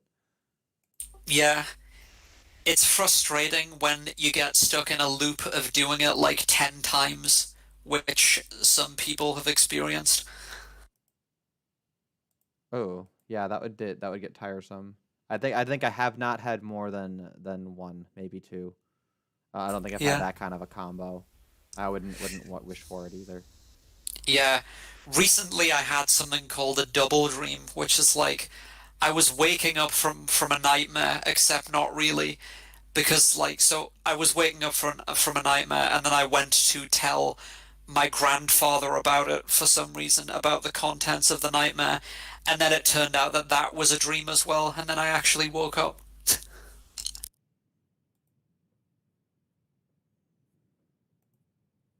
Well, they do say if you keep a dream journal, then you can start to control dreams and gain a mastery of lucid dreaming. Do you remember this was actually a couple months back? I remember I had a friend mention this kind of a strange channel called Monday Monad, right? And this whole movement called like monism, and they call themselves monism and monadic, but they were like particularly focused on dreams, and they had kind of a bong hit theory that like all of reality is a dream, and that when you have mastery of things like lucid dreaming, you can start to control and understand like the whole um, kind of continuous reality or whatever. It was interesting just because of some of the overlaps with some of these other theories we've talked about before, right? But also they do kind of take it in a way that's it's dressed up. It's a bit wooey. Yeah, there's part of that that resonated with me a little bit. So there's this concept of a freewheeling hallucination, which means so on most psychedelics you can't control what you see meaningfully like you could in a dream, which could be kind of fun. But if you take certain combinations of drugs in certain doses, I think it was what ketamine, cannabis, and dextromethorphan, which is probably kind of dangerous, not lethal, but a little bit of a strain on the system to have all those things going through you at once. But apparently there are combinations of drugs that you can take like that that will enable you to create so-called freewheeling hallucinations, which means you'll be able to like summon things. Like if you want there to be a table in front of you, you can literally just summon a table and like touch it and interact with it. I mean, I wouldn't doubt a person would I mean, obviously think they did. I mean, that's what they're I think the creepier thing is like the shadow people, right? That you have all these different people who all like claim to see the same shit. Right, well, that happens on deliriums when people take datura or high doses of diphenhydramine, and in sleep paralysis as well, which is interesting. Yeah, and it really is the case. Like all of the craziest shit you hear about hallucinations and people freaking out and everything, it's never weed. With weed, it's just you know, Well, like our comment here. It's like, oh, I forgot my dreams for a while, and then they came back. It's like that's about as like hardcore, of a side effect you could expect for something like weed. Whereas yeah, even with well, alcohol, you have like, oh yeah, all of your repressed dreams are gonna spill over into your waking life for a while. Have fun. yeah, well, diphenhydramine is sold as you can get it over the counter as a sleeping pill in most places in Britain and I think in America. Because if you take it in low doses, like, I don't know, 50 or maybe even 100 milligrams, something like that, it doesn't have any weird psychotropic effects. It just makes you drowsy, so it's used as a sleeping medication. But if you take high doses of it, like, say, 500 milligrams, then you start to experience fully fledged hallucinations, which you may or may not have realized are drug induced, and you start seeing shadow people and spiders crawling on the walls and all kinds of shit. I think the freakiest though is when people just like have sudden onset like crazy hallucinations. Like they just like have a condition that just like comes out at like an age or whatever. That sounds weird. No, that's a thing. That's what happens. And that's scary because there's like what do you like there's nothing you can do. It's not like you like it's not like a sprained ankle, right? Like one day you just like twisted your brain wrong. Like Yeah. The technical definition of a hallucination, um, there's actually two components to it. So, hallucination doesn't just mean seeing things that are not there. Um, it has to be that you're seeing stuff that's not there, or whatever sensory modality. There can also be tactile hallucinations and auditory hallucinations. But whatever sensory modality it is. There's also a second part of it, which is that you have to be not aware that it doesn't exist. Like, you're convinced that it's actually real. If you sense things that aren't there, but you're actually aware that they're not real, then that's technically called a pseudo hallucination. So, kind of depends on the person, I guess. Like, some people who have sleep paralysis are lucid, for instance, are lucid enough to know that the things they see aren't really there, and some aren't. So, kind of scary if you're in the latter category, I suppose. I wonder if it's just advisable for everybody to like keep dream journals and then try to master lucid dreaming as best they can just in case they start having like sleep-based hallucinations later in life. Right. Like, do you know anybody else who experiences sleep paralysis regularly? I'm sure I know people who have experienced it, but I'm not sure I know anyone else who has it regularly. Yeah, well, I guess I'm kind of lucky in this respect because you're probably imagining the really like horror movie hallucinations that a lot of people report when they have sleep paralysis. Luckily, even though I do experience it regularly, I've only had those kinds of hallucinations once. The first time that I can remember having sleep paralysis, and I didn't just dismiss it as a bad dream or anything, like, I actually recognized that it was a sleep paralysis.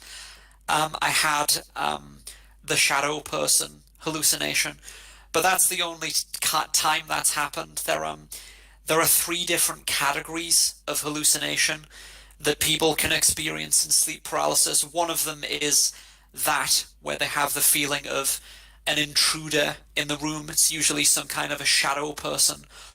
There's another type where it's like some kind of an incubus or a goblin or something sitting and putting pressure on their chest. The reason that happens, incidentally, is because your chest muscles are also paralyzed apart from your diaphragm, so you do feel pressure on your chest, respiratory depression. And then there's a third type of hallucination, which is the type I experience in sleep paralysis.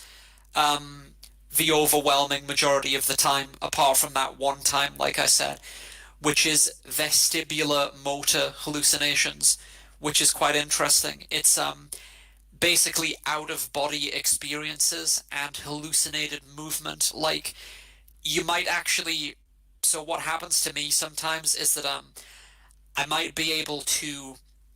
I'll feel like I can move, like I can sort of wriggle around and move my legs up and down, but then when I look towards my feet, I'm actually not moving. So you feel like you can move when you actually can't, or you might even try to like lift your arm or something. I did that a couple of times, and I could see my arm waving about, or I thought it was my arm waving about in front of my face, but in reality I wasn't moving. Like my arm was down by my side. I hadn't actually moved.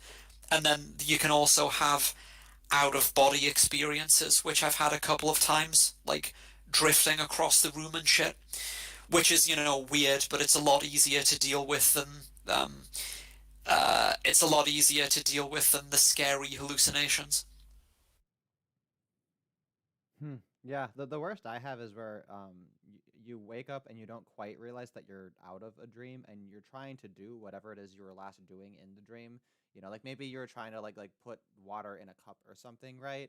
And you're like reaching into like reaching to get the water, reaching to get the cup or something, and then you start to wake up, and it's like you're like reaching for a cup or kind of looking around for one, but then you're like in bed, and it's frustrating because your brain's still like, I gotta put the water in the cup. That was the next thing I was doing. Like I can't do the thing, and then you have to like realize, oh yeah, that was not real. I don't have to do it. And then there's a sense of relief when you realize that it wasn't real. You don't have to do it,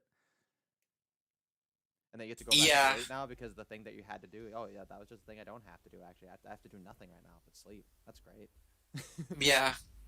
That's interesting because there have been a couple of times in dreams where I've been lucid enough to do dream checks, so to speak, where like, what is it like? You count your fingers, or what happened to me at one point was like, I press a certain button on my alarm, and actually there's like a voice. It tells you the time, and because everything gets a bit muddled in dreams, like I did that, and just gibberish came out, and so that's how I knew I was dreaming, and then that's usually when I wake up. I never really get the chance to explore a lucid dream. It's usually I wake up almost immediately after I realize that it's a dream, but I can't say I've ever been in doubt as to whether or not I was dreaming when I was actually awake. Like, once I'm actually awake, it's completely unmistakable to me, anyways. It's just, it's very difficult to describe in terms of, it's nothing to do with, like, the semantic content of the dreams. Like, so you might be seeing the same thing in the dreams that you're seeing once you wake up, but it just feels different. It has a different gestalt, a different sort of, well, the philosophical term, I guess, would be phenomenology to it. That it has a completely different experiential character when you're actually awake. So I've never like been awake and wondered if I was asleep. Right, right. Yeah, No, well, see, because that's the first thing, right? But then the other thing is like, I don't know, like those dream checks you mentioned before. That shit never made sense to me. Yeah, so the idea that like you're ever in a dream and lucid enough to then think, oh, I'll do a test, like just the questioning of it is so much more obviously the dream check itself than like I think of more so than rather than dream checks of counting your fingers. Like the one they always say is don't look at it in a mirror when you're in a dream. I don't know. I haven't heard that one. Why? What's supposed to happen if you do that? It's supposed to like you'll see like a distorted version of yourself, and it can deeply disturb people and like fuck you up. Is that kind of the idea? And like, and I love those ones. I love those kind of urban myths of like, make sure you don't do this in a dream, right? All these like that to me is so much more like spooky and funny and like interesting than like, oh, here are things you can do to save yourself from the dream. Like I love this kind of like Bloody Mary urban legend shit about dreams.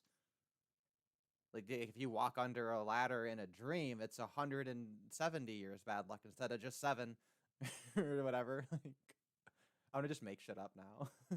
But no, the mirror thing is one I definitely heard. As they say, people, if you're in a dream and then you see your own reflection in the dream, it can be highly disturbing. Yeah, but it's like looking in mirrors aside. Do you know what I mean though? How like say you just dream that you're in your room and you're convinced that it's real while you're in the dream because your prefrontal cortex is switched off, so your brain can't discern truth from reality. But then like once you actually wake up and you're actually in your room and you're seeing all of them and experiencing all of the same things, the same objects and whatever, the semantic content is the same, but it's still nevertheless it just feels different from dreaming. The difference between dreaming consciousness and waking consciousness, there's just something about it, that something about the character of it that feels different, which becomes obvious once you're awake. Like I said, it's really, by definition, it's kind of difficult to put into words because it's not a difference in content, it's a difference in just feeling. Yeah, Well, it's and really weird. also the experiences and even memories we have of it are in states that are often like our verbal capacities are like inhibited, right? So of course it's like it has to come out in like a muddled way. Yeah. It's like it's your operation. It's your operating in like a preformed state almost. And many of us are literally sleeping in a fetal position as we do this. Like That's actually something else that I've always wondered about. What do newborn infants dream about? Because we know that they do, even though the like it should be, their experience should be devoid of semantic content as such. And like as an adult, it's very difficult to conceptualize what that even means because we understand language and we have detailed concepts and we have a whole backlog of our experience with the world to draw upon, and obviously that's what we dream about.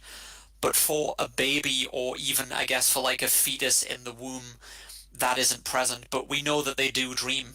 Newborn babies spend they spend almost all of their time asleep, and almost all of the time they are asleep, they're in REM sleep because it's important for learning and brain development. So that is something I've always wondered about. Like, what does it there's this like thought experiment in to try to get at consciousness.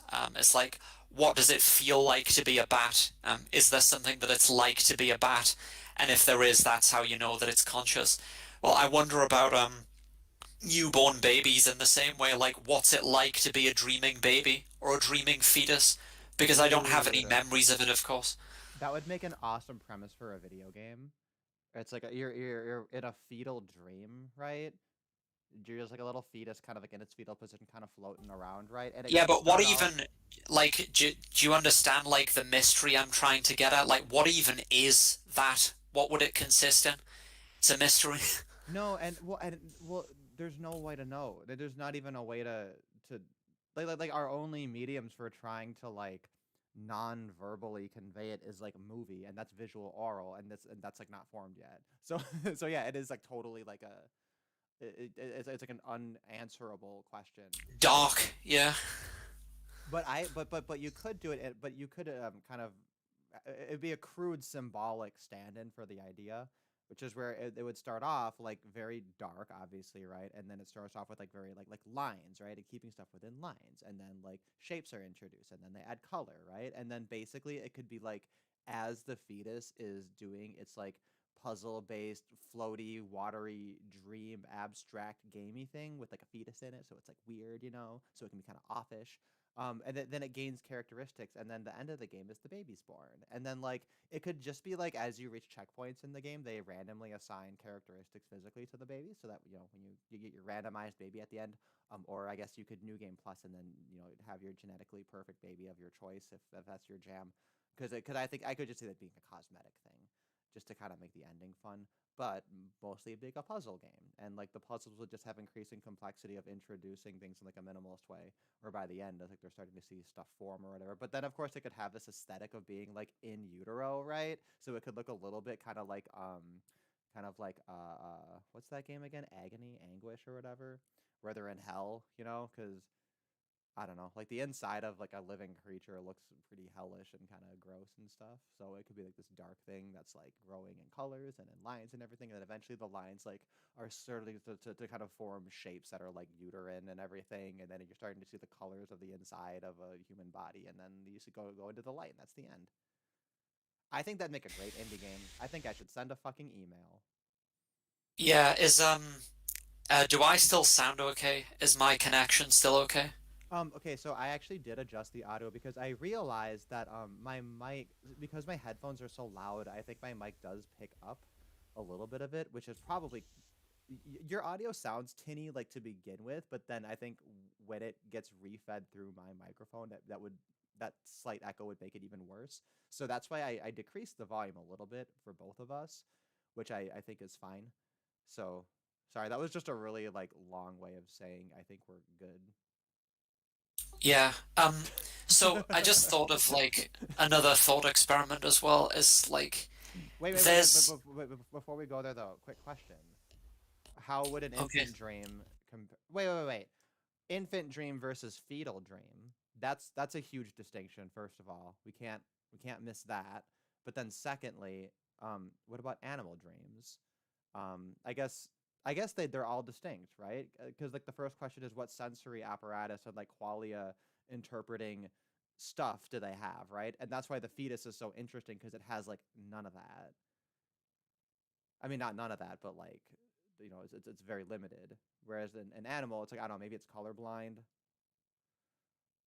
Well, what's interesting is that your brain is capable of just producing um, your brain is capable of producing an experience even when there actually is no input, no sensory input.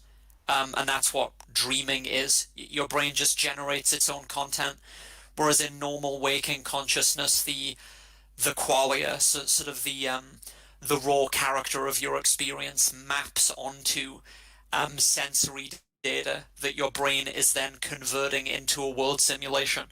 And I'm just wondering, like, for something that hasn't directly experienced the world yet, or has a very underdeveloped brain, I mean, one of the ways that you can sort of get at the get to this distinction that I'm making between raw experience in itself, the raw character of experience, and the semantic content of the experience, is to imagine, say, a congenitally blind tribe, so they've never had visual experiences. Eye blindness specifically, because there are two types of blindness. There's cortical blindness, where your visual cortex is damaged, but then there's also just eye blindness, where it's because your eyes are damaged or haven't developed properly. So in theory, if the part of your brain that's responsible for visual qualia is still intact, then it should be possible to give the congenitally blind tribes people who've never had any visual experiences DMT, some kind of powerful psychedelic like that, and they will have visual experiences for the first time. But because they don't have any semantic scaffolding or language to or concepts or whatever to refer to what they're seeing, They'll just kind of like, if you ask them to describe it, they'll just say gibberish, or they might just say that it's ineffable or indescribable, which is what a lot of people say when they take psychedelics. Right. Oh, so and I guess that's predictable enough. It makes me wonder though. So could we not, like, if we're interested in maximizing very so you want to maximize like the best, highest valence, best kind of experience you could possibly live with. In theory, you could have a fetus, right? And it's experiencing the fetal dream. You could wirehead it in order to condition it and reward it for creating a high valence dream state, right? Pre-experience, right? That it's literally tapping into and creating the most sublime, perfect, like benevolent, awesome experience. And then you also inject it with the gene therapy necessary to give it that Helen Keller treatment so that it can never leave the perfect dream world. And then you just kind of like, you know, it's like a potato vegetable in its perfect heaven state, and you just kind of like leave that development exactly where it is, and then control its growth. And then you could just like do celestial scaping fetal farms of of wire-headed permanent fetuses. Yeah, I mean, my prescribed grand vision for the future of reality is, I mean, I'd say it's a lot It's that. It's grander. that. It, It's that. no, it's a lot grander and fancier than that. That's why I wrote. That's why I wrote a 10,000 word article describing it. You can't just Right. reduce it to Well, that. I'm trying to no, I'm trying to find a shortcut. I'm trying to say this would be like the hot wire version of it, right?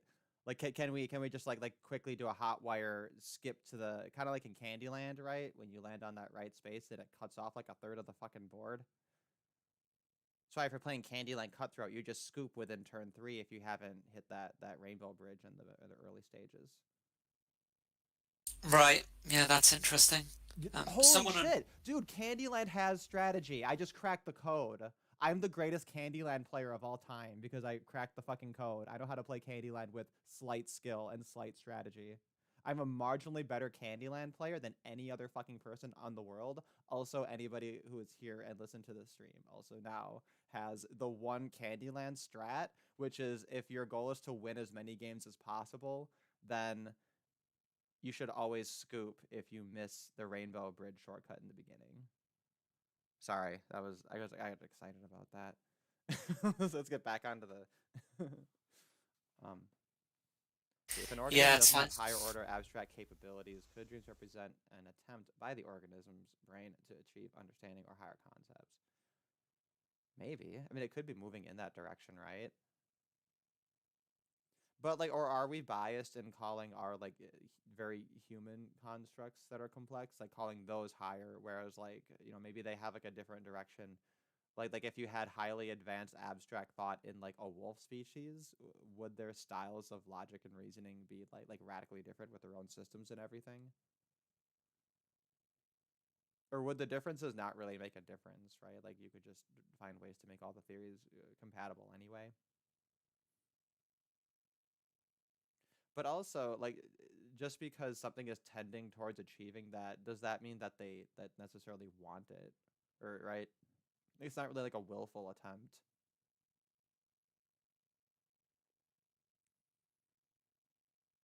But anyway, yeah, to maximize heaven, we could hotwire baby brains and then make perma fetuses, and then you just need a class of like gardeners, I guess. Robots. Robots, that's right. Yeah, robot gardening class. There you go. Yeah, we'll always need robots to take care of basement reality, whatever else we do.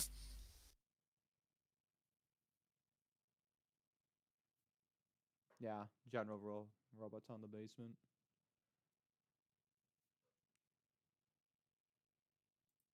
Speaking of which, they did add a second season of that what was it, Love, Death, and Robots, which is kind of a neat series. It's kind of like if you're jonesing for more Black Mirror, it's like the closest thing. But I mean that's kind of a stretch, but I got a chance to watch the first one, and it was a little bit like Wall-E, which was I don't know, I appreciated that. Judas Flychai says shalom from Los Angeles. Shalom. Shalom. Welcome to the pro-China, pro-Israel stream.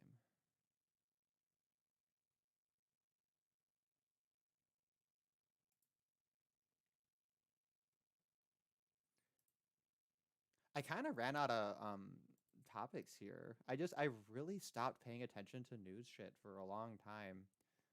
And then it's like every week I'll watch Matt and Blonde show, and then I just kind of feel like, well, that satisfies the like current events itch. You know, like it's like if I look any further into anything happening in the world, it's just gonna be bad news. Yeah. It's hard to be enthusiastic about current events.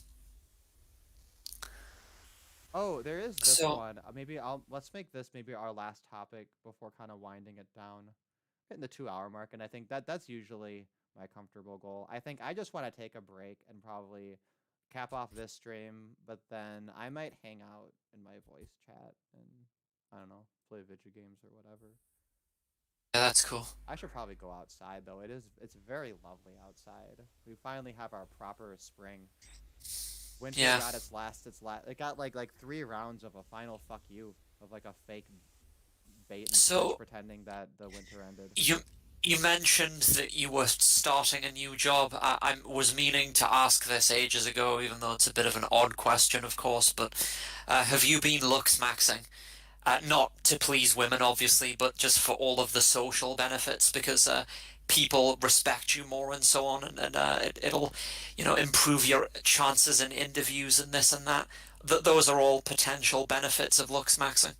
No, not really. I bought a suit from H&M because it was cheap and also it was very funny. It's like oh, what's the I forget the name of the material, but it's like that I don't know, it's like brown and has that like fibery kind of material, right? So it's really funny looking, but also it's about the nicest thing that I have that I can wear. So if I do need to go to an interview, I do have a suit, right? But I prefer to dress how I always did at work, which was I don't know, I would always wear like a robe and then usually like a scarf, so I had kind of I was kind of dressing like a kindergarten teacher, right? But I'm not like an old lady, so I'm not quite sure how well I pulled off that look or how much confidence it inspired in people. But fuck it, it's not they're gonna fire me, right? So that was how I had been living and was accustomed to, and then basically I work from home, so I am probably about as non-looks maxed as I've been ever. I've been overdue for a haircut, but since I cut my own hair, but since I also never go outside, I figure I'll wait. Like the longer you wait, the less effort it is. Yeah, you said care cut, which was interesting. I said haircut, I meant haircut. Yeah. I finally have a But yeah, proper mullet / rat tail back though, and I feel the power coming back. It's like a Samson thing. I have a reverse mullet, or it's also called a tellum, which is mullet spelled backwards. A tellum. I think I have heard that. Yeah, it's like, so a mullet is short on the top and long at the back. I have like the reverse of that now, where it's long at the top and short at the back.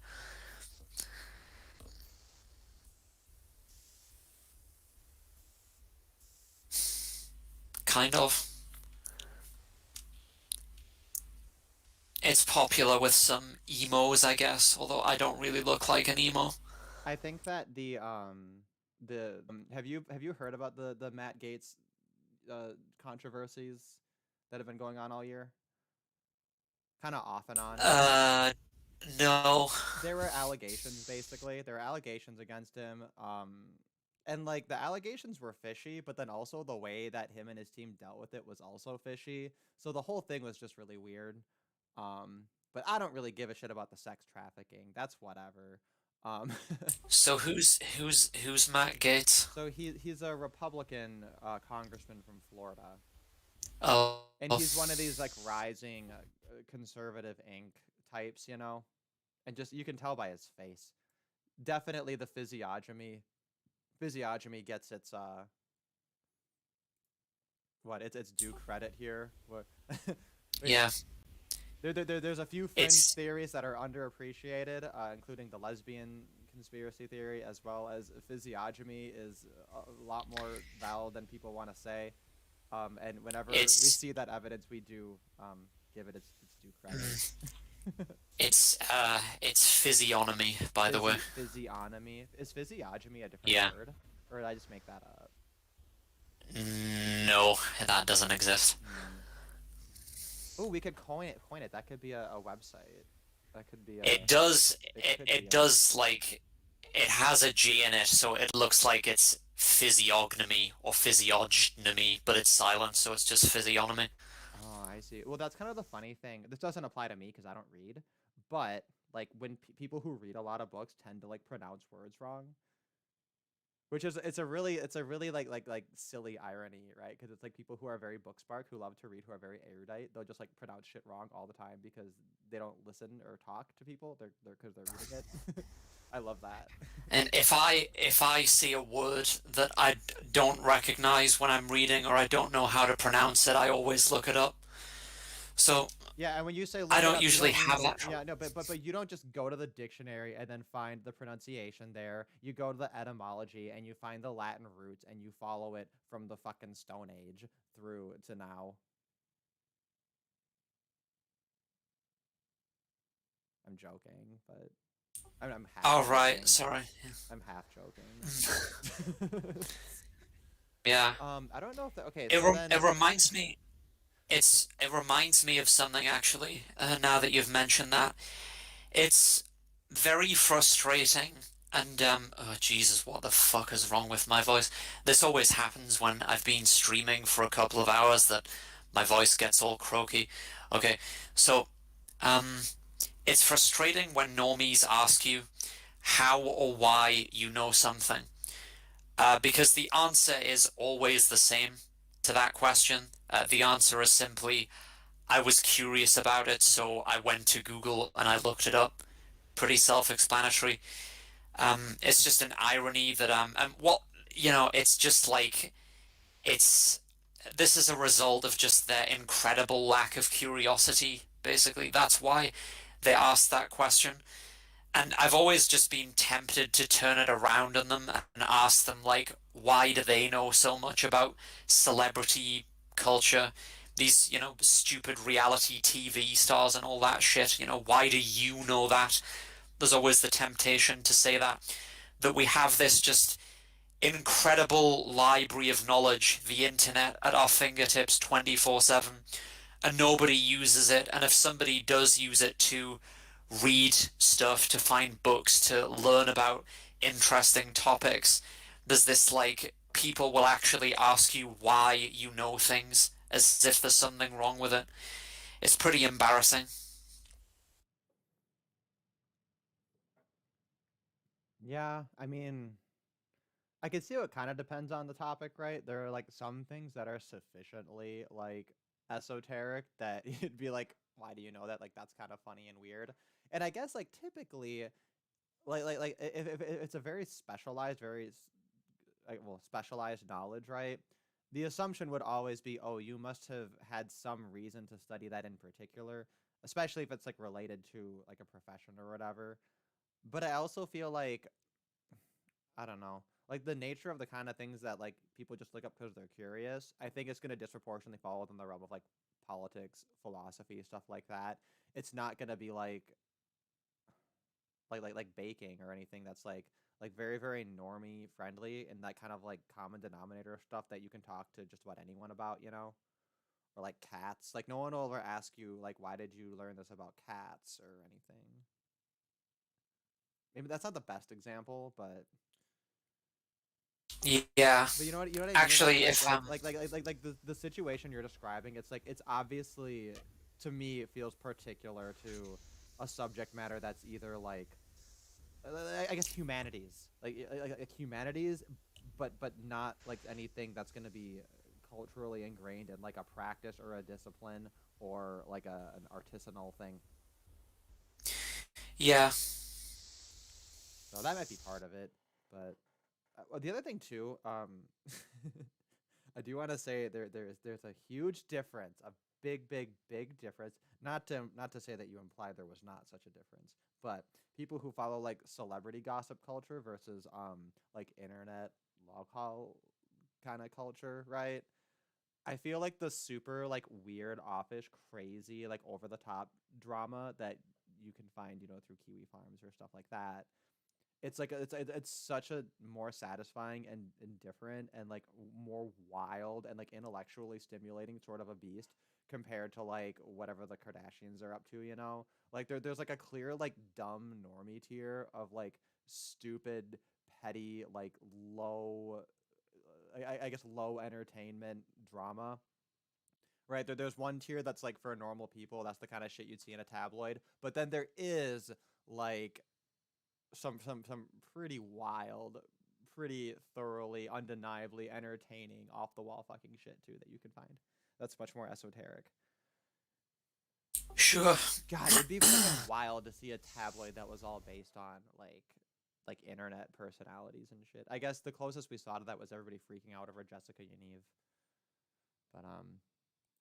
But yeah, so this is the heart of this Matt Gaetz story, and this is actually really fucking funny.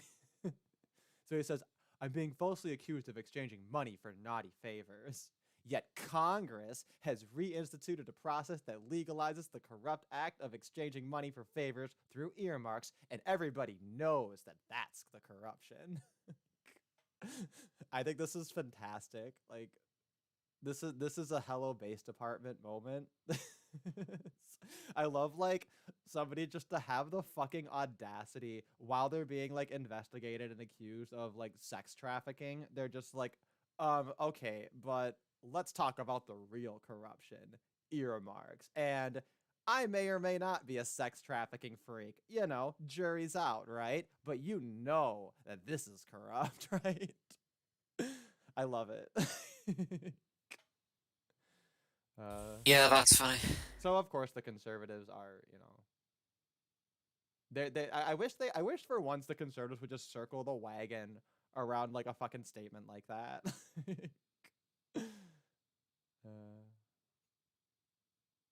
So I found a little.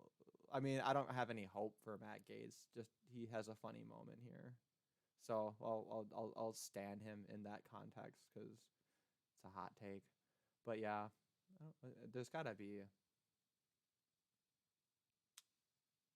I just want to see if there's like a funny hysterical reaction, and it's just politicians pretending they care about children.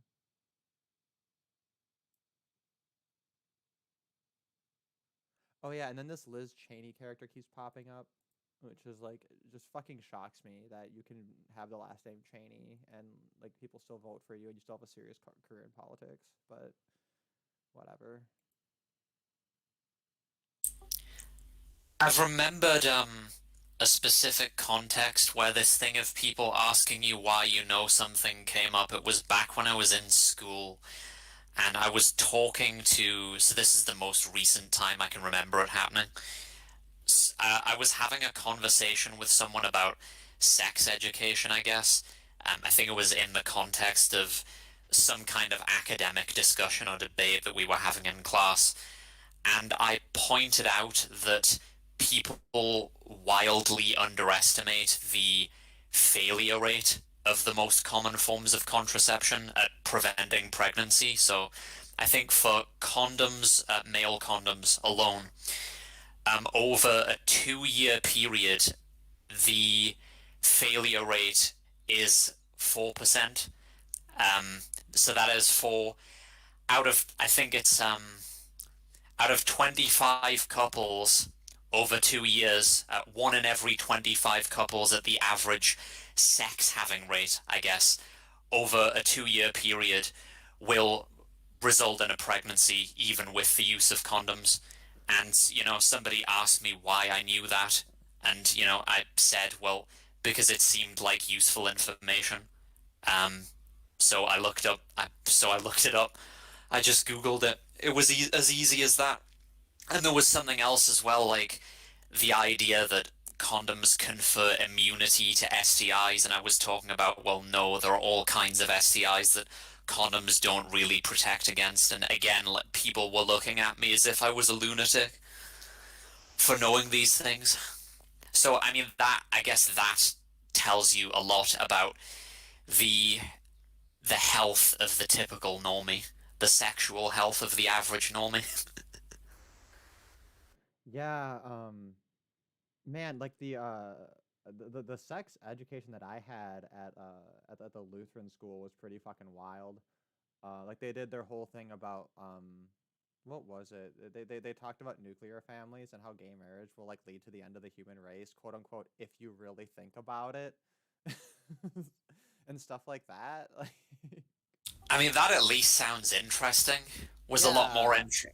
Yeah, I'd rate it not boring out of 10, which probably better than average for most classes. So, um, and I still remember that. So, but I also wanted to mention though, like I could totally see somebody taking that statistic right, and then they'll say, well, that means that condoms fail 4% of the time, and it's like, no, that was like you have sex with this condom regularly over a 2-year period, and there's a well, I'm sorry. So is it a 4% success failure rate based on Yes. all of those Yes. together? So okay, so I guess that is right. So they're averaging it for a time, but Right.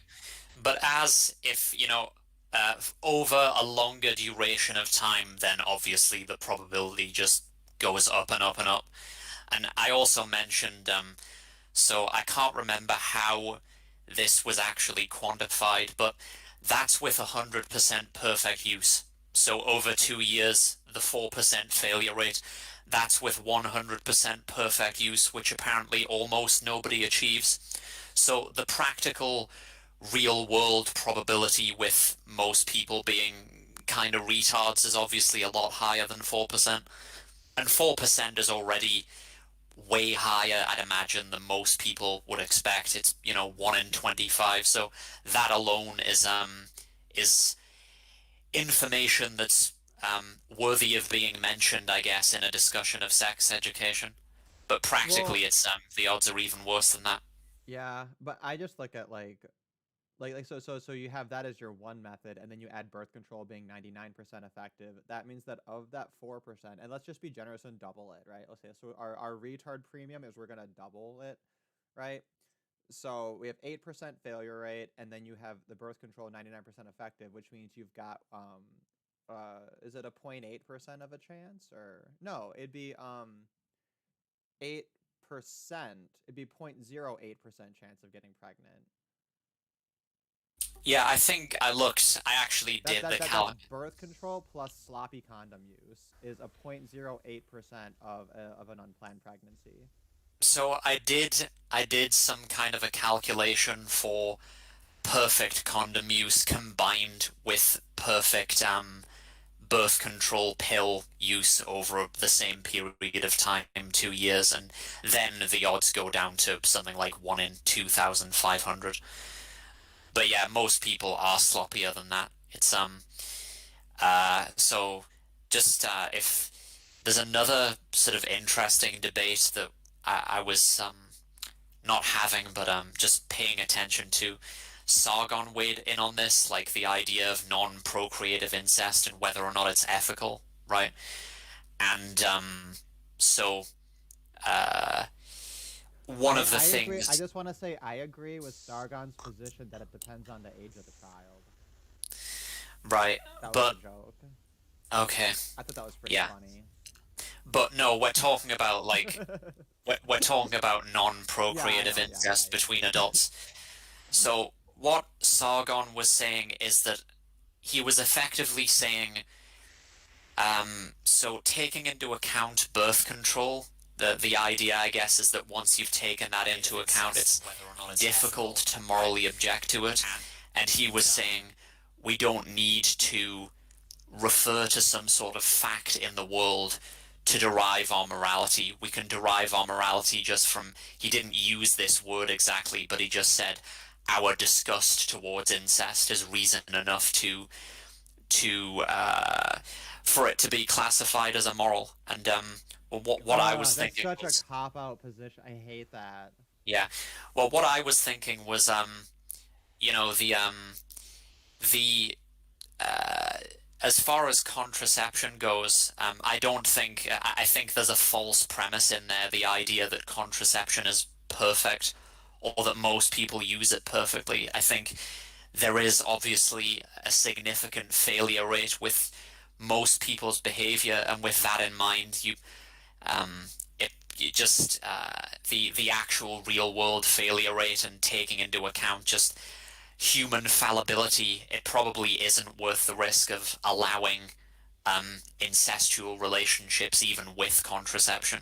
So I don't think that avenue of argument has really been explored thoroughly enough. I think people radically underestimate the failure rate of contraception, and that can be brought to bear there. But yeah, I agree with you that the problem with I was going to make a blog post on this. It's an interesting question. Is what is or should be the role of just visceral disgust in traditional moral systems? Just disgust simpliciter without any attachments to it from deductive arguments or anything like this. And the problem with I think it's legitimate to ask, okay, maybe the reason this disgust exists, the reason we've evolved this revulsion, is a sound moral reason. And I think if you drill into people's instinctive revulsion to incest, then there is a clear reason there. It's obvious why that feeling's evolved. It's to avoid bastard children or genetically defective children. So if you drill down to sort of the argument behind the disgust, or the argument that instantiated the feeling of disgust to evolve, so to speak, sort of like we just evolved this we evolved these instincts as a kind of precognitive way of protecting against all sorts of things when we don't have the luxury of being able to hash out everything in logical debate. I think that's a legitimate way of examining these questions, but I don't think it's a legitimate form of moral analysis to just stop at disgust simpliciter and say, okay, that's enough, because people have different disgust sensitivities. There are all sorts of things that I find disgusting that the next person doesn't find disgusting. Yeah, and the so on. slippery slope argument just makes itself. Like, it's a terrible way to try to resolve that problem. And it's such a fucking cop-out. Yeah. But with the incest thing, it's like, so you drill into the reason that the repulsion exists. It's because we don't want children to come out of those unions, and that's reason enough to reject it.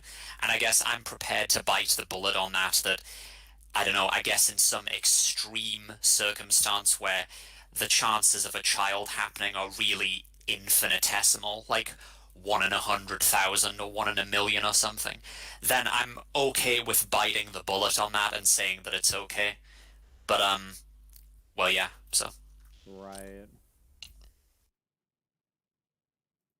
This was a first step. It was foundational guidance. Everybody. No, and that's just the thing that bothers me about Sargon, is it's such an obvious, like, it's just such an obvious cop-out position. I don't know how else to put it, you know what I mean? Like, well, the thing is, I don't know if he was actively resisting saying we can just use our transitory feelings of disgust to dictate morality. I don't know if he was actually thinking of it in those terms and just avoiding saying it, because of course if you just say it like that, it sounds kind of stupid. But, I mean, that is effectively what he was saying. It's not even an uncharitable take on it. That is what he was saying. Right.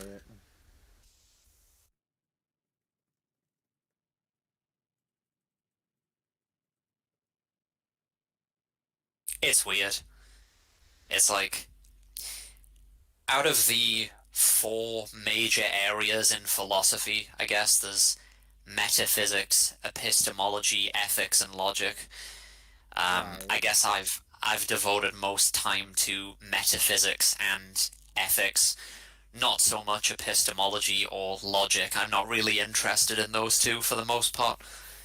I mean, I guess I have some very vague attitudes, like I have a broadly empiricist attitude, I suppose that would be my epistemology. But I've just never really cared to investigate them in much detail. That Yeah, wasn't connected to what I was saying before, was just throwing it out there.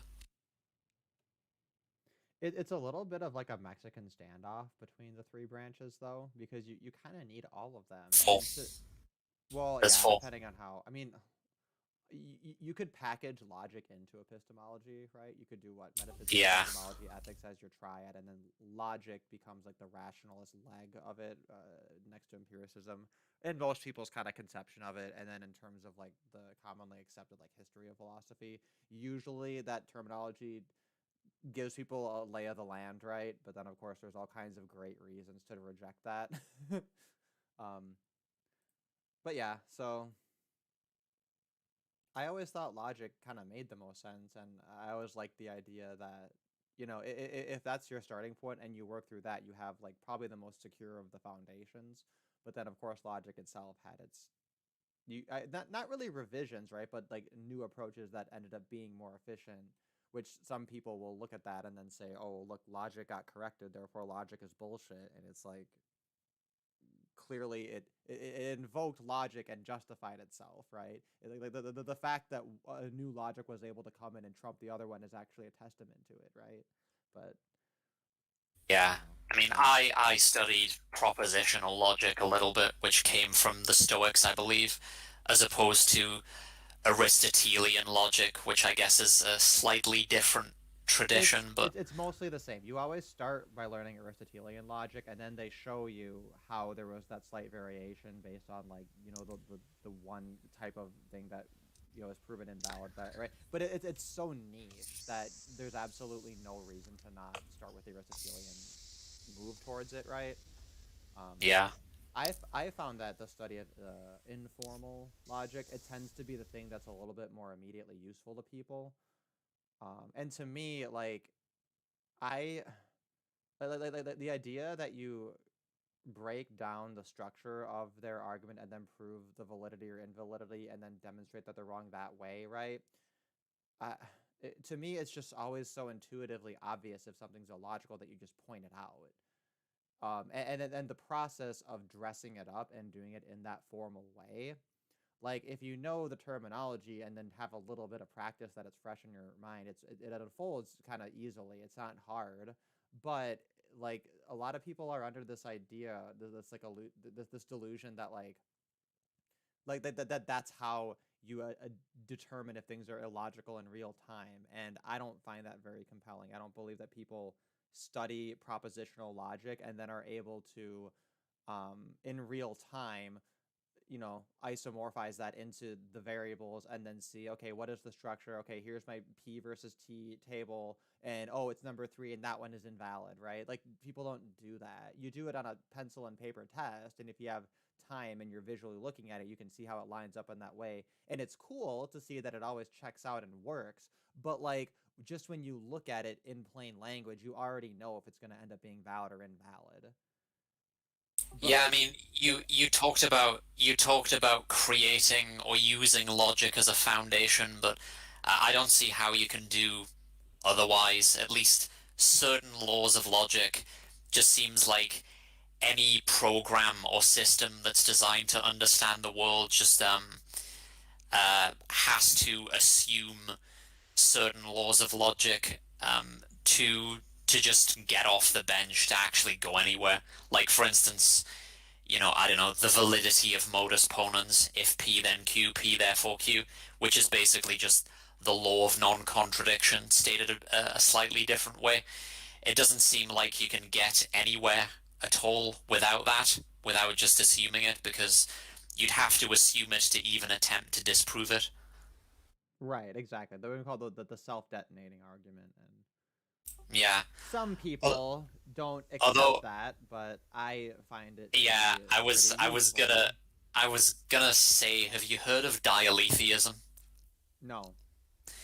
Oh, well, it's probably just as well because it's a little bit of a head fuck. Um, Dialetheists are people. It's uh, a philosophical theory that is actually taken seriously by a minority of philosophers.